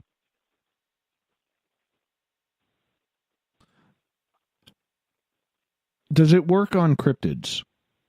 Bigfoot? What's that? Astral travel. Could you astral travel to find a Bigfoot family? Could you astral travel to see where they are? Because, there's so much myth and legend around the big hairy creature. I'm just curious. We've tried that, and so far, no, it hasn't worked. Well, why do you think that is? But, my beliefs. Personally, I think Bigfoot is supernatural. I think Bigfoot is interdimensional. Which would make sense because interdimensional does not mean astral. It's a different dimension. So it's something we are going to work on. Tony's going to be here Wednesday, so we might send Tony up astral on the mountain and see if he can find Bigfoot. Mm-hmm. That would be interesting. So that would be very interesting to see that. And what about with UFOs and aliens? Is it a way to define what is going on? Is it a way to communicate? Because many people don't know how to communicate. Very much so, because you do have a couple races that do actually use astral for travel. You got interdimensional alien races. Not all of them are interplanetary or other planetary. So what's funny is when we deal with the abduction case, aliens don't expect us. They don't expect humans to be astral traveling. That just it catches them off guard completely. They don't they expect humans in this dimension, not astral. So it's a benefit. Same with spirits. Spirits communicate. We talk to spirits all the time on cases. And again, spirits, other entities, and aliens don't expect a team to show up on the astral plane. That's just, it's a benefit we have with dealing with them. You don't need to do an exorcist to remove a demon. We remove demons when we encounter them using astral. How many demons are out there? Because I couldn't tell you. No, but what I'm saying is, how often do you run into them? Because from a lot of paranormal investigators that I have talked to, anyone with credibility, they say there are not many demons out there that you actually incur. There may be just very upset spirits or spirits who have learned their traits and their powers on the other side, but there's not many demons out there whatsoever. What's your thoughts on that? Okay, so you have to look at the number of cases we do versus the number of cases some of the other teams do. The average team might do, 2 or 3 cases a month? Just on a guess. You do have more active teams out there too. But so on the number of cases we do, we might handle 2 to 3 actual demons a year. Maybe. That are actually demonic.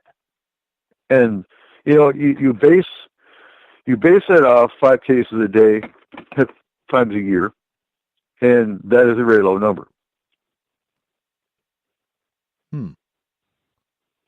So when you have to look at types. There's the upper echelon demons, which you will very, very seldom encounter. They have more important things to do than mess with humans. When they do,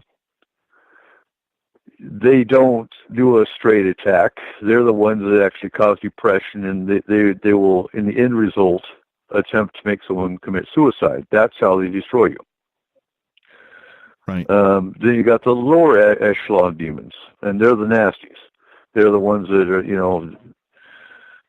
will do a blatant physical attack and do scratches, and it doesn't mean they have 3 scratches, because I get tired of hearing that too. Oh my God, I got scratched with 3 marks. That doesn't necessarily mean it's a demon. It can be a pissed off spirit as well.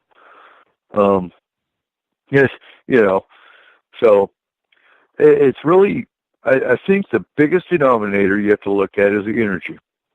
And you deal with them enough, you're going to know what the energy feels like. They're really nasty. They're sometimes hard to deal with. I remember the first time a couple of our team encountered a demon, they actually had to pull out, even in astral, because they were nauseous and throwing up. So even from the astral side, they can be nasty and they can mess us up.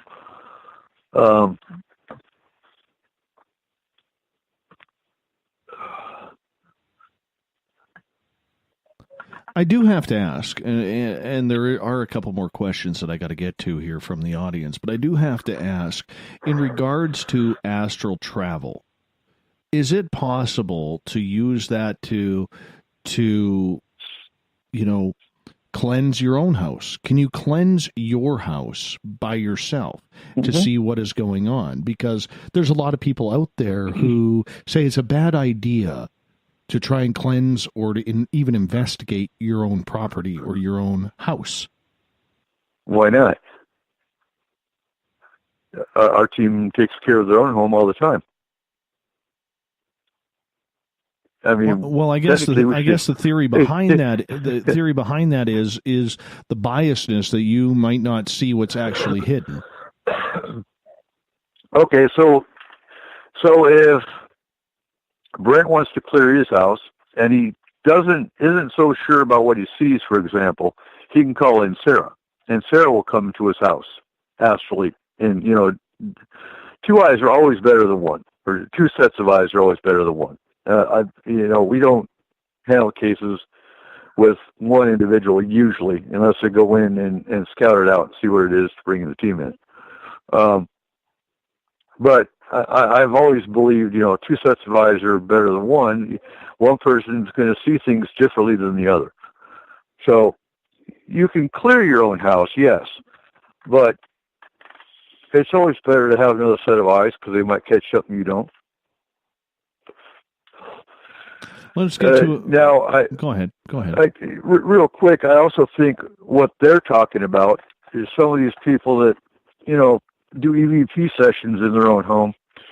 And if you do an EVP session and you're playing it, some people think it can open up a channel that can bring stuff in. And I get asked, because watching paranormal TV, make my home susceptible? No, I don't think so, because it's entertainment. Doesn't mean it's not possible. Same thing as playing an EVP back in your own home. Could that open up a channel? It could. So, I think some of the people that are saying you shouldn't do it in your own home are referring to that. But as far as actually cleansing your own home, yeah, people cleanse their own homes all the time. All right. We teach people how to cleanse their own home. So.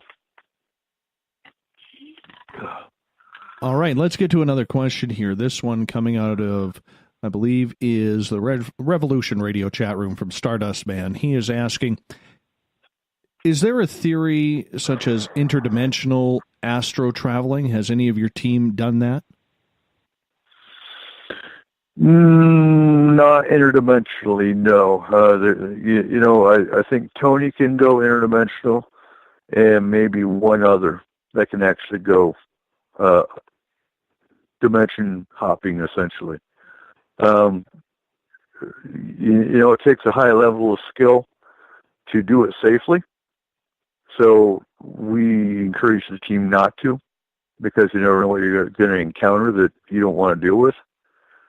So on that note, no, for the most part, there's only maybe 3 on the team that actually will. Let's get to Ron's question, and Ron here will actually be coming up to the Paracon up here in 108 Mile Ranch. Thank you. Oh, great. I get to meet Ron? Yeah. The Ukrainian watermelon is making his way from Saskatchewan. That's for sure. Awesome. He is asking... I'll get to meet you, Ron. Absolutely. You got to keep the beard. By the way, there's no shaving the beard until after the Caribou Paracon. That's fine. But, I got called Grandpa today over my own son, and that just rubs me the wrong way. I know the feeling. It's happened to me.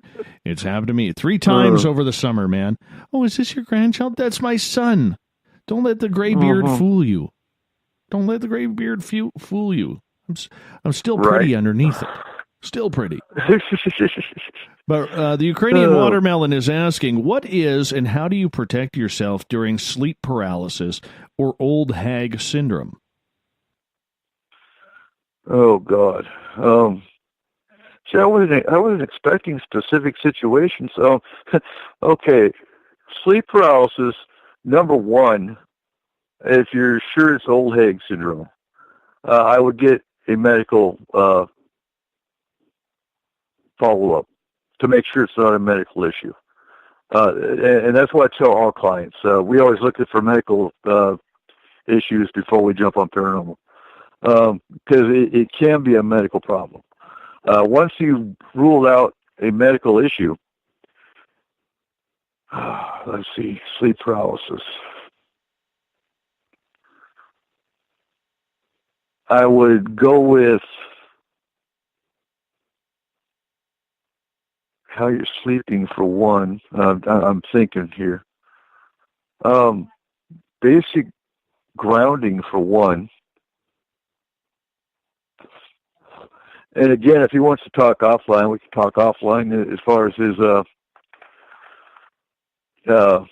specific sleep paralysis he's got going on. Well, you can talk to him next week. Okay, good deal. You can talk to him next week. I don't know if that's a personal I issue or not. Right. I would go with a basic grounding once you ruled out medical issues. Because is it old hag or is it abduction? Because abduction is also, a sleep paralysis is part of abduction as well. So it could be multiple issues going on. I could see that. Let's go back into the forest and talk about Bigfoot. And what is Forest Moon's Paranormal's role in looking out in the forest, not only for missing people, but for Sasquatch as well? Oh, it's awesome. And I know you've experienced it. It's a very unique experience to have Bigfoot respond with knocks. When you call back to them and they respond with knocks. within minutes. Larry Anderson is our Bigfoot specialist on the team. He's been Bigfooting up here in our area for about 35 years. So if we really get a hot case, we'll call him in as well if he's around. We have a couple hot spots. I'm sure there's more, but there's a couple hot spots that I like to refer to, and that's one is over around the Baker Lake area, where there's actually a family of them. The young Bigfoot have been seen, and personally, I think music plays a big role, and I think that's why they do knocks. Larry had a friend that went up in the mountains, not even Bigfoot, and he just went to play, get away and sit in a meadow and play guitar. And he sat out there for like 2 hours and he strummed his guitar for a while. And he left. He went back the next day, and there's a pile of flowers right where he was playing his guitar. They gifted him with flowers for his music. I think they enjoy music. I think the knocks and the howls and, the noises they make are all part of their language, and I think music plays a part of that language. We're going to get more into that as we're going to come out right now for our final break of the night. Eric Cooper is our guest from Forest Moon Paranormal. He will be holding his third annual Forest Moon Paracon Saturday, September 22nd, so just 5 days away. I will be going down to speak at that event, and then the following week, Eric will be up at the Forest Moon, representing Forest Moon, at the first annual Caribou Paracon up here in 108 Mile Ranch. We're going to continue with Emergency Paranormal and more chatter right after this on Spaced Out Radio. Are you tired of being blocked, shadow banned, or placed in jail for simply posting your thoughts on social media?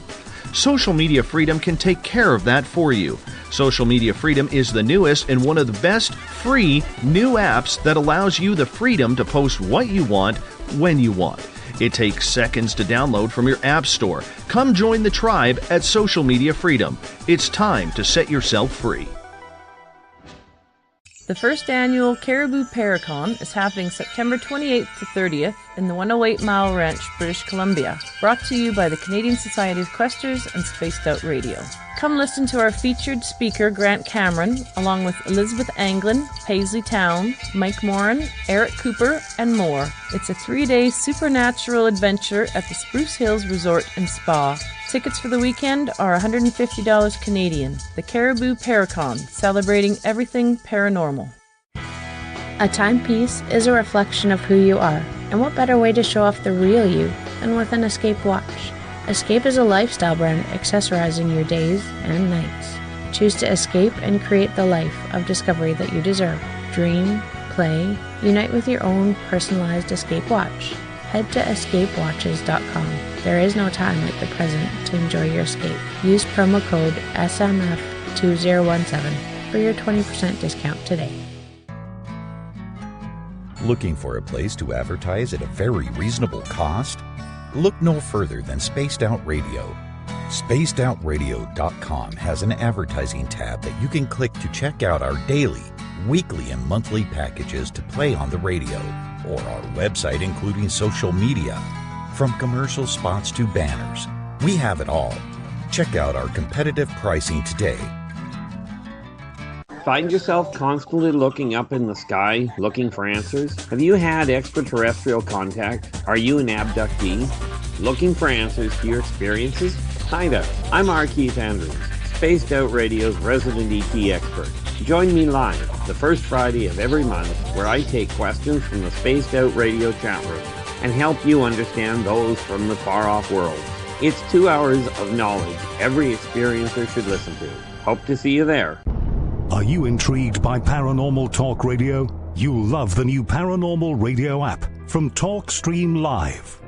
You'll find a great selection of talk shows covering UFOs, ghosts, strange phenomena, and much more. Download the Paranormal Radio app now and start listening to the very best in paranormal talk entertainment, including the network you're listening to right now, the Paranormal Radio app. Free in Google Play and the iOS App Store. The Call of the Wild is in Vancouver. The Moose Vancouver is one of the hottest bars and restaurants in the city. Open until 2 a.m. nightly, the Moose will rock you like a hurricane all night long. Great food with everything on the menu at $6.95 near the corner of Nelson and Granville. Get your horns up and come rock with us. The Moose Vancouver, the official rocking bar of Spaced Out Radio. Are you an experiencer? Have you had run-ins with strange creatures you can't explain? ETs, Dogman, Bigfoot, werewolves? They're enough to scare the daylights out of anyone. Hi there, I'm Butch Witkowski from your Four Cop. And on the last Monday of every month, you can listen to me and the host, Dave Scott, talk about the weird and the strange being reported on Spaced Out Radio. I'm going to bring my investigations and sources, you bring your experiences, and we'll figure out the rest together. Strange Days on Spaced Out Radio. Come tune us in at spacedoutradio.com. You hear footsteps in the empty room above you. A rocking chair begins rocking by itself. Don't be afraid of the things that go bump in the night. Reach for Spirit Storybox, the iPhone app the Huffington Post UK called the only ghost hunting app you will ever need. Spirit Storybox. The spirits are telling their stories. Are you listening? You know, it's hard being the bad man of ufology, but that's just the way that I like it. This is Chris George Zuger, and I'll be hanging out with Dave Scott and SOR scientist Chris Cogswell for Reality Paranormal, the second Wednesday of every month. And our job is to break it down and come to conclusions as to what is really going on in the supernatural world. I'd love for you to join us and bring your questions for us to investigate right here on Spaced Out Radio. Visit purpleplates.com today. For over 40 years, the Purple Energy Plates have been delivering amazing results for their many customers. Inspired by the great genius Nikola Tesla, the harmony, healing, and energetic effects of the plates have proven over and over to be beneficial and often miraculous to thousands of customers. Check their site for daily specials and choose from their many energy products. You won't be sorry. Visit them today at purpleplates.com.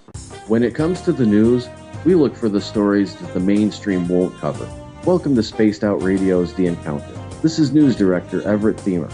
The Encounter is about the weird and strange stories that occur daily, and we scour the world looking to bring them to you. You can hear me with Dave Scott every Monday through Friday in our Encounter news segment. Read us online at spacedoutradio.com or check us out and give our Facebook page a like at SOR The Encounter. So come give The Encounter a read. From the Mile High State of Colorado, sharing our signal around the world, I invite you to Spaced Out Sundays. Hi, I'm Tessa Nicole Thomas, and I'm closing out the week by taking you on a paranormal journey to the world of the weird. Ghosts, aliens, psychic phenomena, I will hit it all in your questions too. So let us highlight the paranormal for you. So come join me for Spaced Out Sundays starting at 9 p.m. Pacific, 12 a.m. Eastern, only at spacedoutradio.com. The views and opinions expressed by tonight's guest and topic of discussion do not necessarily represent the official policy or position of Spaced Out Radio, Spaced Out Weekend, Spaced Out Radio Limited, its hosts, syndicated carriers, or anyone associated with this broadcast. You're listening to Spaced Out Radio with Dave Scott. Follow Dave on Twitter at Spaced Out Radio and hashtag Spaced Out Radio, and on Facebook, Spaced Out Radio Show. Now, back to the program. Welcome back to the third and final hour of Spaced Out Radio. Tonight, I am your host, Dave Scott. Thank you so much for being with us. Tomorrow night on the show, we learn all about Ascension with our guest, Lori Spania. What's it all about? We're going to get going at 9 p.m. Pacific, midnight Eastern at spacedoutradio.com. Hello, everyone listening in on the SOR Radio Network at Deep Talk Radio. And don't forget, you can check out our archives. Go to youtube.com/Spaced Out Radio. Do me a favor, hit that subscribe button. Bill Cardwell has set the password for tonight in the SOR Space Travelers Club. Rhinotelexomania. Rhinotelexomania is your password. Make sure you use it wisely, Space Travelers, as Bill sets the password each and every night right here on the mighty SOR. Our website is spacedoutradio.com, where we have a plethora of features for you. You can rock out to Bumblefoot, shop at our store, read up on the encounter online, and so much more. Don't forget, you can also get your tickets right now. The event is only about 10 days away. 10 days? Maybe 12. For the first annual Caribou Paracon, presented by Spaced Out Radio and the Canadian Society of Questers, September 28th through 30th at the Spruce Hill Resort and Spa in 108 Mile Ranch, British Columbia. Go to questers.ca. Questers.ca. Get your tickets right now. Speaking at that conference will be Eric Cooper from Forest Moon Paranormal. He also has, coming up this weekend, the Forest Moon Paracon, September 22nd. That's this Saturday in Cedar-Woolley, Washington State, which I hope all of you attend. I will be down there as one of the guest speakers. Thank you, Eric, for allowing me to come down there for the third straight year and speak my mind. Mm-hmm. It's always awesome. Oh, I'm looking forward to it. Looking forward to a quick getaway. So are we. Hey, right before the break, we were talking a little bit about Bigfoot and how you use the Astral Team and Forest Moon Paranormal to deal with Sasquatch situations. And this leads to a question from Adnome in the chat room, who was asking, do you think Bigfoot is a spiritual, dimensional, or just an awesome hide-and-seek creature of the woods? So, you know what? My personal opinion, and I personally think Bigfoot is a guardian. I think... and I won't put him in the same category as Fae. I don't think he's a fairy creature. I think he's... and I don't even know if elemental would be the proper category for him. But I do think he's a guardian of the mountains. I base that on... there's too many supernatural characteristics of Bigfoot. You've got too many people that had game cameras out, for example, and, they saw the coyote and they saw the deer, and all of a sudden the camera goes white and they hear, primate noises, and the camera clears up and it's back to normal. That kind of shows to me supernatural. The fact that you won't see one, the fact that you won't find bodies, bones, no one's hit one, things of that nature. I think he's a guardian. You've got cases where people that have seen a Bigfoot, sometimes they're welcomed, but other times they'll get rocks thrown at them, they'll get logs thrown at them, they won't get attacked per se, but they'll get warned. I believe the nature of the individual is picked up on by Bigfoot. I think, because if I'm in the mountains, I do have a firearm, but I still get knocks. Whereas if you're hunting, I think he knows what your intention is. I carry a firearm in case I have a bear attack, if I have a cougar attack, things of that nature. I would never hunt Bigfoot. I think Bigfoot's, a supernatural being. Why am I going to try to harm one? I think anyone that wants to harm a Bigfoot, yeah, go to prison. Which I think is great that, Washington State's one of the, I believe, only states in the United States that actually has protection laws for Bigfoot. And I know Canada, certain Canadian provinces do as well. That shows to me, certain government agencies recognize the possibility of a Bigfoot if they're going to put laws into place.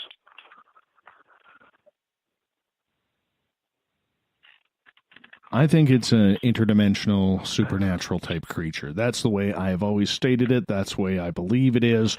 And that's something that I am going to be sticking with on that due to my own personal experience. I want to switch over to UFOs here for a quick second, because I don't think a lot of people tend to believe that UFOs have anything to do with anything ghostly, or I'm going to use the word paranormal. I know you like to use it as an umbrella term, but I don't think a lot of people actually make the two correlate together. Yet, do you think that there is some sort of correlation between UFOs and ghostly responses? Ghostly, No, although we have had the rare case where we've had multiple issues going on in one spot. Whether it was a UFO sighting over the house, and they also had spirit activity and, other entity activity as well. I think those, I can't prove the theory, but honestly, I think cross ley lines have a role in that. Ley lines are, kind of like a magnetic field of crossed energy that circles the Earth. It's not really scientifically proven, but it is. It's just one of those things that doesn't get brought out too much. You can Google ley lines on Google and actually get maps of the Earth and see where ley lines cross and whatnot. You know what I'd like to do, if I ever had the income, I would actually get a whole bunch of different maps and pinpoint Bigfoot hotspots, UFO hotspots, and high amount of haunting activity, and see if they all intersected in certain areas. I know Paulides has his cluster maps of missing people. I'd like to include that as well, but it'd be interesting to see if all these paranormal activity are all located in certain areas. No, I can see that. And, I have heard David Paulides, he's actually stated that they have noticed that a lot of these incidents do happen in clusters. Do you believe, like, as you're saying, you're starting to look into more missing persons cases with Forest Moon now? Do you believe that maybe there is a tie between some of these people going missing in the mountainous areas and maybe Bigfoot taking them?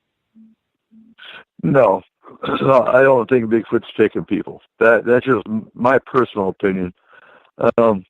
There's been cases where kids got lost away from camp, and a Bigfoot got the kids and took them back to camp. I don't think Bigfoot's taking people. As far as the missing people go, I think they're walking into portals, wormholes. You've got cases of kids that 5 years old, they disappeared, and they were found on the other side of a mountain range. A 5-year-old's not going to make it that far. How do they get there?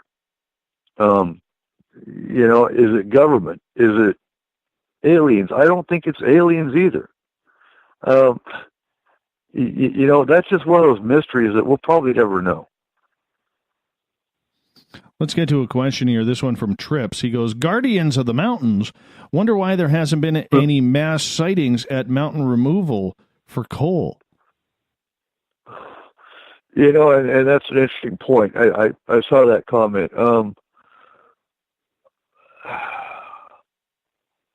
Instead of looking for mass sightings, I would look for mass disappearances. And I know I just said Bigfoot doesn't take people, and I still don't think Bigfoot takes people, but I'd be looking for terror reports. And just because you don't see mass sightings doesn't mean they aren't there. They may not be reported. Just a perspective. But that's a good point. If they are guardians, then then wouldn't they be protecting the coal sites or the destruction of the mountains? And depending on the state, you have to look at a completely different perspective, because in the South they have the swamp ape. They don't have Bigfoot. They have the swamp ape, which is a very aggressive creature. But look at the fact that he's got a lot of hair. He's in a very hot, humid area. I'd be really ticked off too. I think they're cousins. I don't think they're directly related. I think they're related in some aspect. Just like the Yeti in, I believe it's India.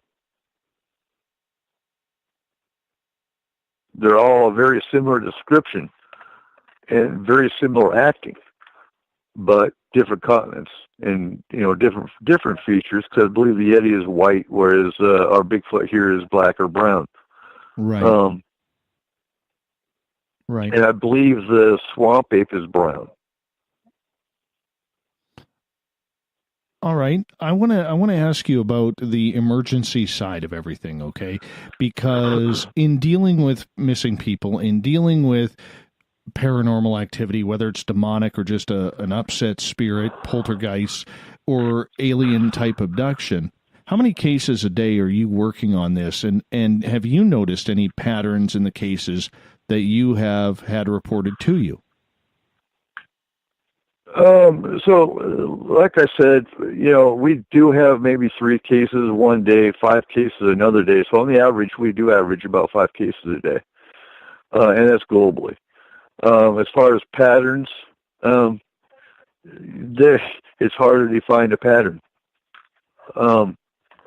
because you're going to have fairies attacking a cat on one case, you're going to have spirits knocking on a house in another case, and you're going to have an abduction. There is no rhyme or reason. There is no set pattern to it. The bottom line is we're here for the paranormal as well as the client, because in some cases it's a matter of helping the paranormal aspect as well as the client. Sometimes it's a matter of mediation, and I've said this on your show before too. Watch the others, and you'll get a perfect example of what a spirit experiences. Not all spirits know not all spirits know they passed on.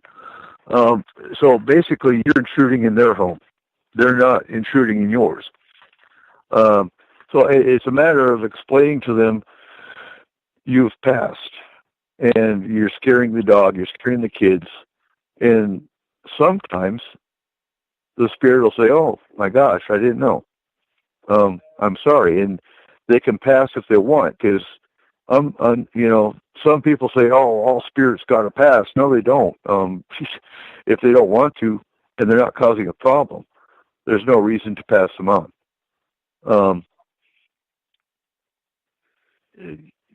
Using the hub for example. The 22-year-old that died in the 1900s, he's having a blast. Why are we going to pass him over? He doesn't want to go. He's there more to protect the women and to go into the hub from the malevolent spirit that's in there.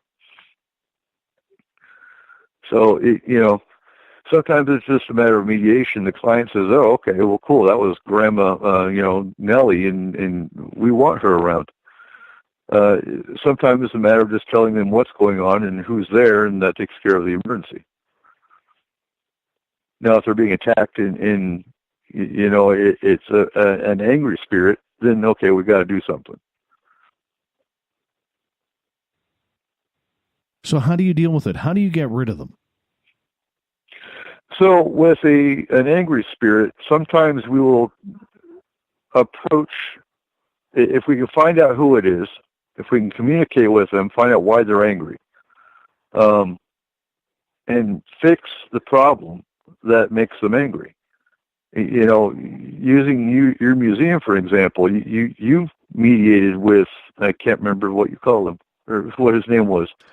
Well, there's a couple now. There's a couple now we've had to mediate. Okay. It's a matter of mediation. You figure out what the root cause of their problem is, and they don't want to pass, but you can figure out how to appease them, then you do. Otherwise, if we have to get them passed over because they're not going to go and they're causing physical problems, we will approach passed on loved ones who will come and encourage them across to the other side. We've done that before. On the other end of it, we've had lost aliens, and we basically protected that alien until their race came back and got them. So we're not here to just death and destruction of whatever is a problem. We're here to help, whether it's paranormal or not, try to mediate. Mm-hmm. Mm-hmm. And when you bring in those mediation terms, how often is it successful? I'm thinking. I don't think I think, to be honest, I think the only negative rate we've got is having to deal with psychiatric people, because there's nothing you can do to help them. If they don't want to seek psych help, then you have to let them go. There's nothing else you can do. As far as the success rate with dealing with paranormal issues, we're 100%. Interesting. But, I mean, that brings up another good point, though, my friend, is how do you know that someone is not having a paranormal event happen, but they are having something psychiatric, some sort of psychiatric episode? Because that's where it gets a little bit dangerous. Am I correct? It gets dangerous and it gets real tricky, and that's why we have a licensed therapist on the team. You know, that she plays a very key role. We also have a child on our team. She's 12 years old, and she is there for aftercare. She is there to talk to kids who want to talk to a peer, and that's her role. She doesn't go into any kind of hazardous situation. She's only there to talk on the phone or talk, face to face with kids that need that peer support to talk to, because she's actually been possessed. She's actually experienced paranormal at a very young age. I mean, she's 12, but at a very younger age, she's experienced a lot. And her grandma's on the team, so we have complete parental and grandparental support with it. So when it comes to the psych side, we have our licensed therapist, and we do have crisis hotlines for most countries. I mean, they're easy enough to pull up. So there have been a couple of cases where we actually had to call in crisis hotlines for clients, for welfare checks, and we've done it. We've called CPS on clients, to be blunt, because they were a threat to their kids. So we do what we have to do to protect everybody. Michael McNeil has a question for you. He's asking, how do you see a lost alien? That doesn't make a lot of sense to a lot of people out there, my friend. Well, that was at your house, remember? Ah, yes. You tell that story. I don't think I've ever mentioned that story on the air. I'll let you explain that one. Yeah, I don't think I have. No. That was at your house. Okay, real quick, Eric. We're located in Concrete, Washington State. So you got a hold of us, actually, and said that there was a random alien that was outside of your perimeter, outside of your property. And so we actually astral there and didn't really communicate with him because there wasn't so much you could do for communication, but we reassured him. And that's what we call in R. Keith Andrews, who was able to identify a race and identify what was going on based on his own, techniques. He knew exactly what race it was and what was going on. And so we just basically monitored him until we knew he wasn't there anymore. So lost alien, yeah, it was a lost alien. He got left behind by his race. That was kind of funny because I'll explain what my side of things. There was, as my listeners know, we get some strange energy around here at times, and there was something strange happening in my yard, and there was when I went and brought in Mrs. SOR, there was like an abandoned gray. They were apparently checking out my home and the show, and could have been I believe it was one of Carl's guys, if I recall. And he's a newbie, and he kind of just accidentally got left behind. And he was, you could see the shadow darting in between the trees up in my front yard. And Mrs. SOR, who's quite empathic, started picking him up, his energy. And literally, I remember calling up Cooper. I'm like, what the hell do I do with this? What do I do with this? It's kind of funny. Yeah. It was kind of funny. Well, come to find out, it was actually a test. According to Keith, it was a test of our team to see how we'd respond, whether we were there to kill or whether we would actually help the alien. And so apparently we passed the test because we didn't destroy him. We just monitored until he got picked up. So. Well, I'm going to take some credit for that because that was kind of my hope too. I didn't want him destroyed. Didn't want him taken out. Right. Didn't want him anything because if it was one of Carl's guys, then we had to make sure of it. I didn't want to burn that bridge. Did not want to burn that bridge. No. But damn it, Carl. Not at all. Let's go here. Where are you? I got a feeling next week's the week, man. I got a feeling next week is the week. Paracon week. Leading up here, I have a feeling Carl may be back next week. I don't know. If he is, I hope so. I hope he shows up here at Paracon so I can see him. I would like that. I would absolutely like that. So I know we're getting close to the end of we got about our interview. four and a half quick, minutes here. Yeah. Okay, real quick, I want to go over what our team capabilities are, and I'll be as quick as I can. But so my role, obviously, as mediator, is a team assessor. I also do the UFO abduction side of things. We have the astral team. We have a medium. We have 2 scientists. Obviously, Eric Markham is our. I'll always get his title. I know he's a biomedical. Then we have Karen Panozzi, who is an meteorological scientist. So we have 2 scientists on the team. We have Steve Monchok, who is our drone operator. We do have a drone that we use for the mountain cases. It's a high elevation drone. And we have DoD level software for analyzing what's on the ground.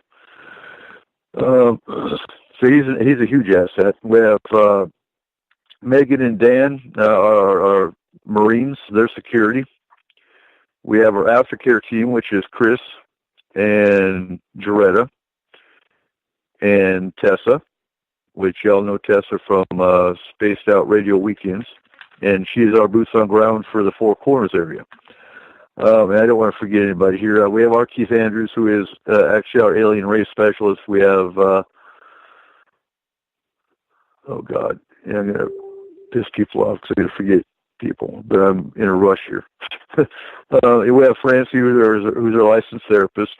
So basically, we do have a full spectrum team. We handle all aspects, and we have all fields covered with science, with psych, with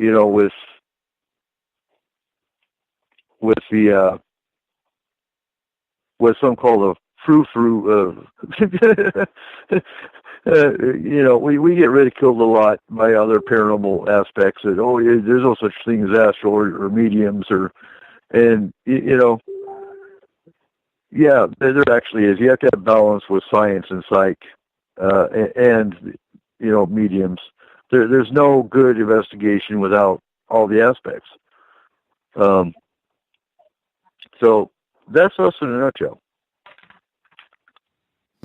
And I think that's a strong team. I think you look at it from all different aspects and realize that every situation, every haunting, every UFO experience, Bigfoot experience, whatever it may be, is different.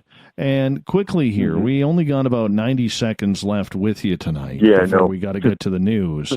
And you're more than welcome to hang out if you want. You can hang out with Everett and I. You're okay. You're allowed. Yeah.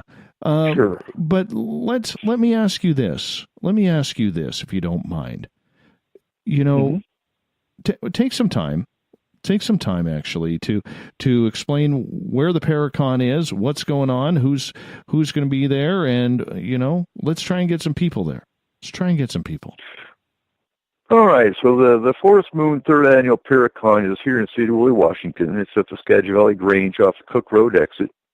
Just look for the floating alien because, so this year's theme is aliens. Next year it's actually going to be Bigfoot. So next year you can look for a Bigfoot ring around. But this year you're gonna look for a 5-foot green alien that's going to be floating in the sky. So our speakers are Dave Scott, Christina George, Mike Morin, Francie Miller, Michael Hall. Who am I missing? I think I got everybody. You got our Keith Andrews. Our Keith Andrews. Yeah. And again, this year's theme is alien. So you're going to see, not necessarily in the speakers, because the speakers are going to talk everything paranormal, but you're going to see more of an alien theme and everything. There's going to be an alien walk around for photo shoots, for example. And of course, okay, go ahead. Okay. You guys all hold on. We're going to get to the news right now with Mr. Cooper. He's going to join us as we're going to bring Everett Themer in for the encounter. This is the winter of our lives. We come to play the final scene. The curtains closing in the darkness. We expose what lies beneath. We are entering the encounter tonight on Spaced Out Radio, as we do every night of the week, Monday through Friday, where we bring you the news, as the news is always changing, and that's why we have the encounter. You can find the encounter by clicking on the news section at spacedoutradio.com. Stories are always changing, and we bring in our news director, Everett Themer, to hang on out with us. Everett, how you doing, buddy? Nice to hear Coop on Spaced Out Radio again. It's been a long time. I know. We still got Coop here as well. We never know with Cooper if it's the beard or Cooper himself. We just never know. I think it was the beard tonight. It's the beard tonight. Oh, good. Because you just never know. He wanted to stick through the news section because, this is all new to him. He's like, are we going 3 hours? I'm like, well, we only do 2.5 now. We got the news in there as well. It's okay. So he's going to hang out with us. So Coop's always welcome to hang out with us. Absolutely. What's new in the land of the news, Mr. Themer? How was your weekend, by the way? It came and went. It was one of those kinds of weekends. I cut down trees all weekend, man. I had a weekend full of chainsawing. I am feeling extremely masculine right now. Extremely masculine. I'm going to have to send you some pictures of what I cut down. I don't even know how I'm going to split it. I got to start splitting tomorrow. Thank goodness for the hydraulic wood splitter. Oh, it's a beautiful thing. It really is a beautiful thing. All right, my friend. Let's get high tech on us. Exactly. My friend, let's get to the news, the weird, the wacky, the WTF of the encounter. Well, I think probably the big story for today, and this is going to have the conspiracy theorists kind of questioning everything again, is that the National Solar Observatory reopened. And they issued a statement basically saying that they had been cooperating with the police because of some criminal activity on Sacramento Peak, which is nearby, and that they couldn't release any information because they didn't want to jeopardize the investigation or alert whoever was being sought or investigated to the fact that anybody had knowledge of what was going on. And if you read their statement, this leaves as many questions, and it's so open-ended because it doesn't really explain anything. It just seems to kind of pass the buck to somebody else to explain. Well, let me ask you this. As far as all the other reports that we knew of, local authorities knew nothing of this closure. So how are the police giving a statement on this? This was not from the police. This was from the National Solar Observatory itself. Well, okay, but they mentioned the police in that. I'm assuming that they are referring probably to the FBI. Right. We don't know what relationship or what what was going on between them and the FBI. We simply know that the local police were not getting any information from either the observatory or the FBI.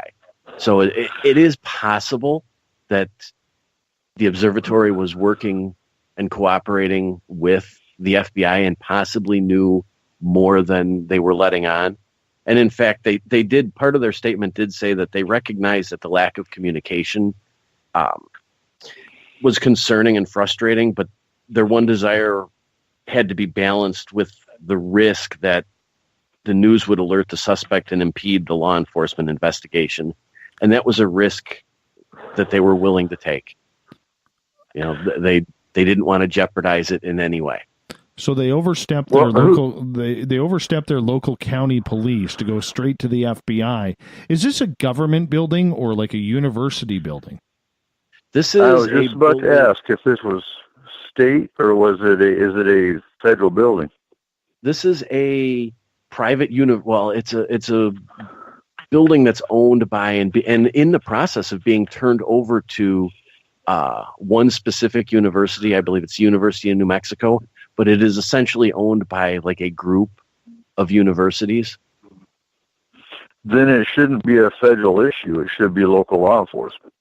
Now, if that was a federal operated, owned facility, yeah, the FBI would be involved. But because it's not, it should be local law enforcement. So that would lead me to question, why are the feds involved?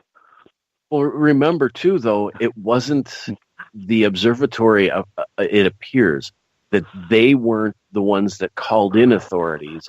The FBI kind of just came in and took over, apparently an investigation or began an investigation in that area, as they say, resulting from something that was going on locally in an area called Sacramento Peak. Okay. Something still seems very fishy about this, man. When I read this, it just sounds like what they're doing is they're explaining it without explaining it and essentially putting it in the hands of the FBI, saying we did what the FBI wanted to do, or, you know, we cooperated with them and did what we thought was best. So I don't know. And I hate to become a commentator on this because there are so many theories and so many directions this could go, but it does seem like this is just one of those blanket statements that kind of is expected to pacify everybody. Yeah, well, that's exactly what it is, because I don't like looking at the theories versus looking for the fact. And the fact is, if it's not, unless it's terrorist related, then yes, the feds will get involved. Unless it's some kind of a federal crime, that's the only time the feds would get involved. We can't even, we have a missing persons case up here where they want the feds involved for foul play, but the feds won't get involved unless local law enforcement invites them. So, that's where the federal authority versus local law enforcement is in conflict. But you're talking about a privately owned observatory. It makes you wonder what's really going on. I can't see any crimes that could be being committed out in that area that would require the evacuation of a place like that and, part of the town. If this were something like, let's go down the road, if there was a drug lab out there somewhere, that wouldn't necessarily be an FBI thing, and it also wouldn't require that kind of evacuation. If a drug lab were to explode, certainly there may be some fumes and things like that, but to have these people evacuate both the observatory, the post office, and part of the town when there was no imminent danger that way seemed kind of weird. The only thing that I could even kind of conjecture about would be if there's some form of terrorist or espionage activity going out there and going on out there. And then, we're going down a strange road that still wouldn't necessarily require the reaction that the observatory and the post office and the town had to take. Interesting. Let's move on to the next story, my friend. There's a gentleman named Matt Olichny, and he was driving through Akron, Ohio, when he found a casket on the side of the road, apparently put out for the trash. So he did what anybody with a pickup truck would do. He contacted a friend and had him come over, and they loaded the casket into the back of his truck and drove away with it. Why? They apparently wanted the casket. They were curious about it. It was locked, so they took it back to his friend's, one of his friend's buildings. His friend owns an antique shop, and they worked on the locks to get them open, and they eventually managed to get them open. And while the outside was a bit dusty and dirty, it didn't look like it had been used. And when they opened it up, much to their surprise, it was completely empty and clean, never having been used. So now they have a lovely casket to display at flea markets and things like that for his friend's antique shop. Why would someone just put a casket on the side of the road? Like that is eerie in so many different devious ways. Unless it fell off a truck. Well, it looked from all the descriptions, it looked like it had been placed out as part of the trash, and they believed that this house that it was in front of was abandoned. So really, you can buy a casket. You can go to Costco and buy a casket for like $800. Yeah. So I can imagine somebody out there has bought a casket just to buy a casket. I mean, the idea crossed my mind. I don't know. I really don't know, man. That you just could sleep in it. You could sleep in it and think you're a vampire. Not a hope. That scares the living daylights out of me. Like who does that? Who does that? Oh, there's a sale at Costco on caskets right now, 2-for-1 sale. Like, I'll just store this until my time is up. Like, who does that? Where does that cross someone's mind? I've got somebody to interject who has this a real great quick. love. Oh, go ahead. Pointy sticks are great for killing vampires. I know Joe's going to love such a pointy sticks. Oh yeah, the good old pointy sticks. Absolutely. But, if you really love Halloween and you have a little bit of extra cash to spend, who wouldn't want a genuine casket? That dude, wouldn't that be awesome? Get a fog machine and have a real casket with a fog machine. I mean, there you go. It's I terrible. mean, if I got trick-or-treaters, I would probably do something like that. Yeah. You never I mean, know. that would just be cool. But still, the idea of, driving around, because he picked this up, put it in his truck, and then, of course, because they were a little nervous about what they might find, they went through the drive-through liquor store and picked up some beer on the way to this other guy's building or business to open this thing up. So just the sight of driving around with a casket in the back of your truck and picking up some beer. I mean, that might be something I have to recreate. Oh, that's just fantastic. Let's move on to the next one, my friend. The Vatican is hosting its first ever meteorite convention. Okay. I'm not sure exactly where meteorites fit into what they're doing, but they are bringing in, I believe it's about 29 individual collections. They're having about a dozen speakers all talking about the methodology and best practices for collecting and researching or getting information out of meteorites. And I had no idea, but they have over 1,000 samples that they've collected over the past 100 years.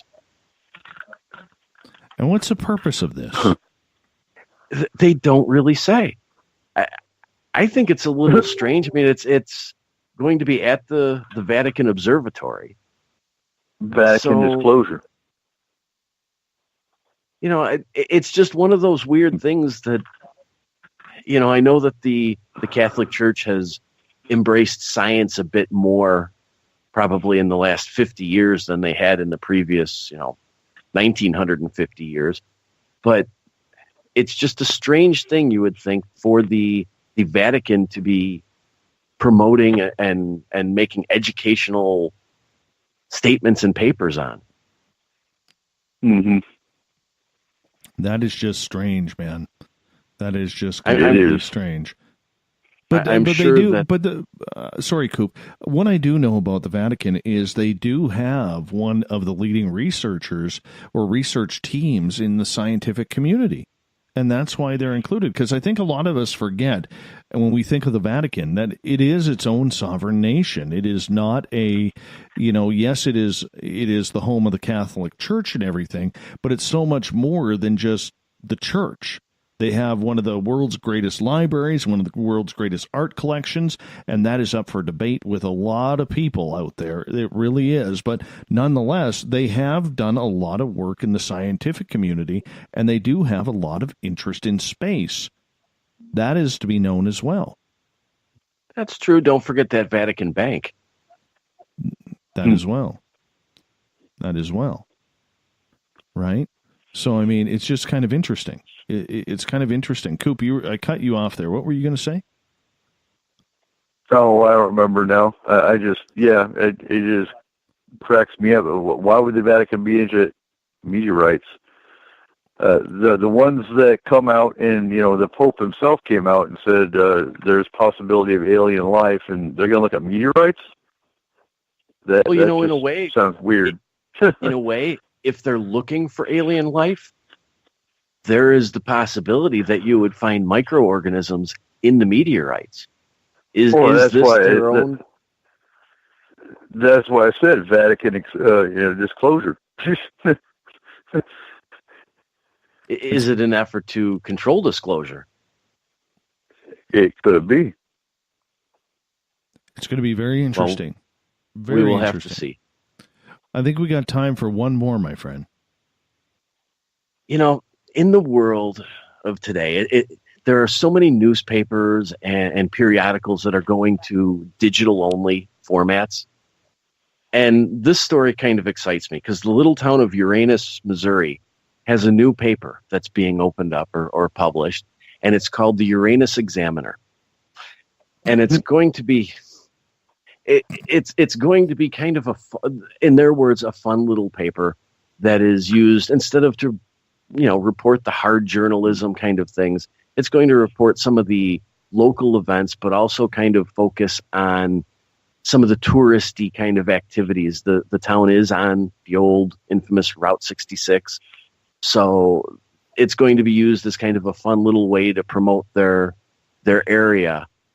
But there are some people in the town that are a bit concerned with the idea of the publishers naming the paper Uranus Examiner.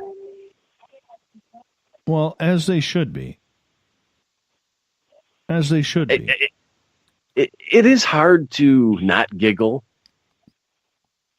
when you think about it or when you say it. But, my question is, if they're going to use it to promote some of the fun activities and things like that, sure, it's a fun sounding name, but if you're out with your family and you're traveling through town and you stop somewhere in the area, are you really going to want to grab Uranus Examiner copies and read them with your children or you know what I mean?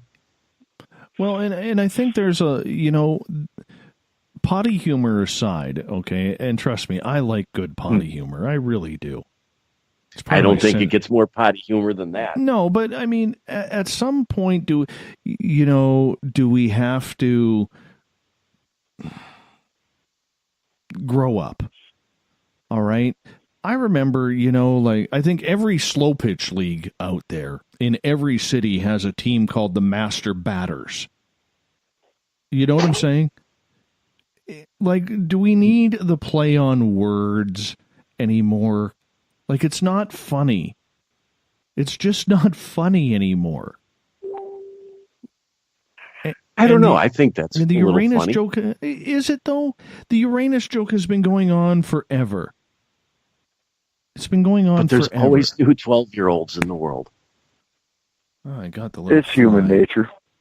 I finally got that fly that's been bugging me for like the last 2.5 hours.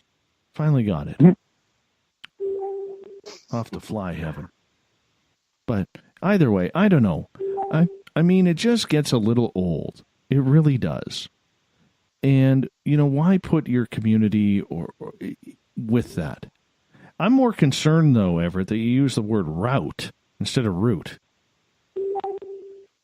Down here where I live, a root is something that grows off of a tree. Route 66? Mm-hmm. Route 66? Really? Yeah. Potato. I don't get it. Where I'm from, a root is something that grows off a tree, or it's something you do for a team.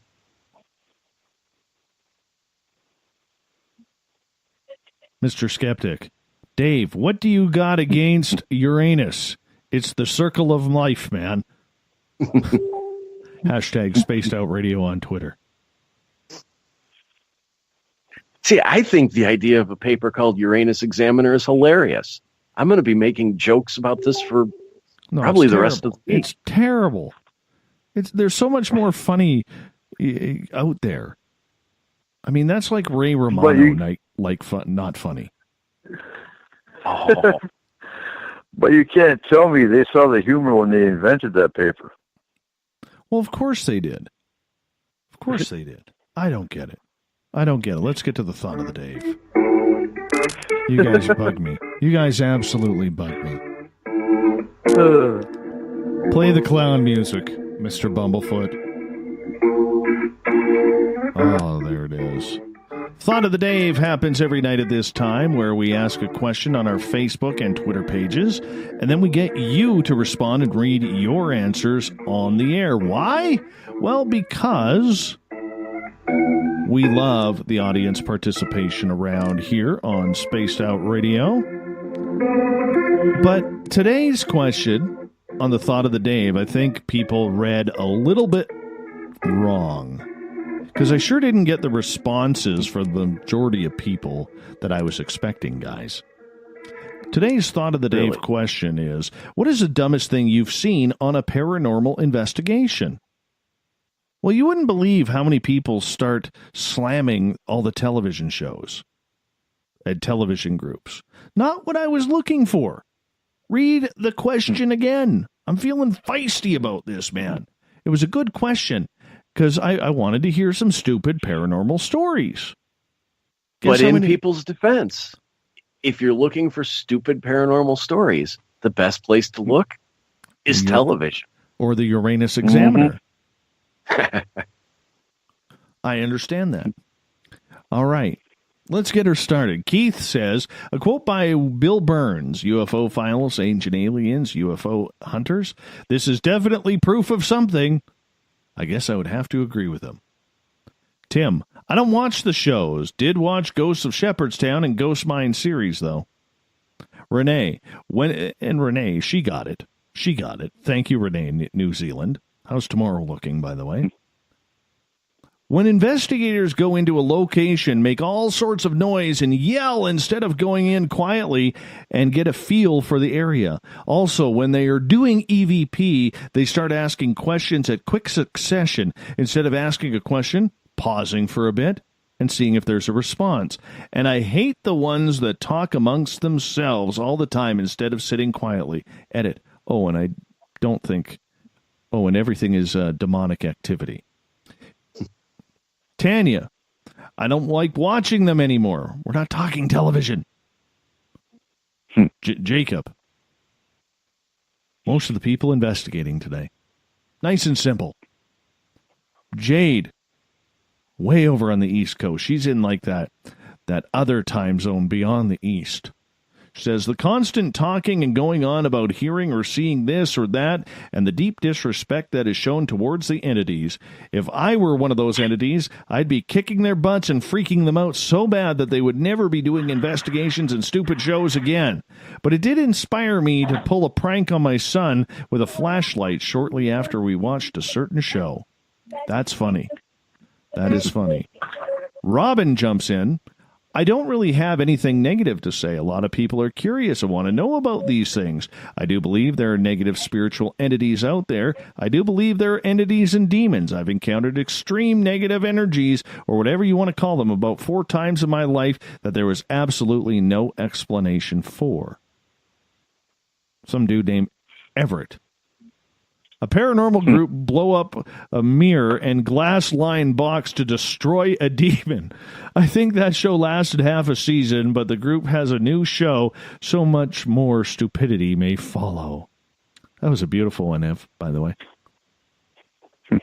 Well, thank you, even though it did talk about TV. I know, but it was a scenario, though. It wasn't picking people out. You know? Scenarios.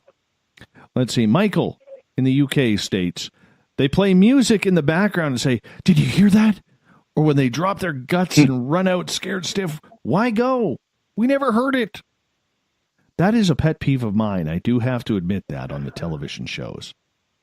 Do you ever notice they turn up the volume of the music when you're trying to hear that thump or that voice or whatever? Every time. Every time. Karen Smurl, the lovely and talented, we got to bring her back on the show. She says, "I'd be here all day," explaining. Yeah, her family has a freaky story. We're going to have to bring her back on and talk about that. Alyssa, please, and she's quoting this, she's using quotation marks, "Please use me as a vessel of energy so you can communicate." Yeah, bad mistake. Yeah. Joe, people, not all of them, of course, but definitely some of them. Vivster, that's easy. The people investigate the spirits to answer by making sounds. When it happens, they run away screaming in fright like scared little children. This is so true. Yeah, and it doesn't have to be on TV to see that one. Mm-hmm. Gil, people who say orbs are spirits. Sheila, talking the entire investigation. You can hear nothing when you hear them say, "Did you hear that?" Oh, yeah, that's 2 for me. That's 2 there. Little Richie G. Every episode of the Southern Boys Ghost Hunting Show where they make a contraption trying to capture a ghost, take it back to HQ and try to talk to the captured ghost in the contraption to see if it's there. In the contraption. Not once did it work. Not once. Edie. Every single investigation, every single investigation that names every speck of dust or drop of moisture and orb, then blows it up saying, "Oh my God, there's a face." Seriously? It's so true. Yeah. We got time for one more. Let's go to John. A paranormal team removed and took possession of a priceless family Bible that was an heirloom, claiming it was the source of the demonic haunting. We eventually were able to get them to return it before the police were involved. Really? That happens? Brutal. Just brutal. Mr. Everett, let everybody know where they can find the encounter. The best place to find the encounter is on spacedoutradio.com under the news tab, but they can also check out /SOR the encounter online. Exactly. That's Facebook. You kind of cut out there, my friend, but I'll cover you. Eric Cooper, thanks so much for coming on Spaced Out Radio tonight. What a pleasure to have you back on, bro. Oh, it was awesome. All right. We also want to say tomorrow night on the program, author Lori Spania is going to join us. We're going to talk about ascension, spirituality. It's going to be a lot of fun. We get going at 9 p.m. Pacific, midnight Eastern time at spacedoutradio.com. Don't forget, you can go to questers.ca right now. That's questers.ca. Click on the fall conference. Get your tickets for the first annual Caribou Paracon, presented by Spaced Out Radio, September 28th through 30th, and the Canadian Society of Questers. Let's get this thing going. Let's rock it out. You got about 12 days to get up here, and I want to meet each and every one of you. So make sure you come on up. We got Mr. Ron Bumblefoot Thal rocking in the background with Little Brother is Watching. Bumblefoot is the official music of Spaced Out Radio, rocking us in and out of every single show. Get your horns up for the guitar god himself. A special thanks to everybody listening in at home, in your cars, at work, wherever you may be. Special thanks to everybody participating on Spreaker tonight. Great to have you in the chat room. On Revolution Radio, thanks for chatting along and asking your questions. Twitter at #SpacedOutRadio. And a fine showing in the Veterans Club, the SOR Space Travelers on Facebook. Thanks for sharing the show. Doing your part to tell your friends and family, co-workers, to make us bigger and better every single night. Because together, my friends, we own the night. I will talk to you in 21 hours from now. Mr. Bumblefoot, we need a favor. We need you to take us home. Good night.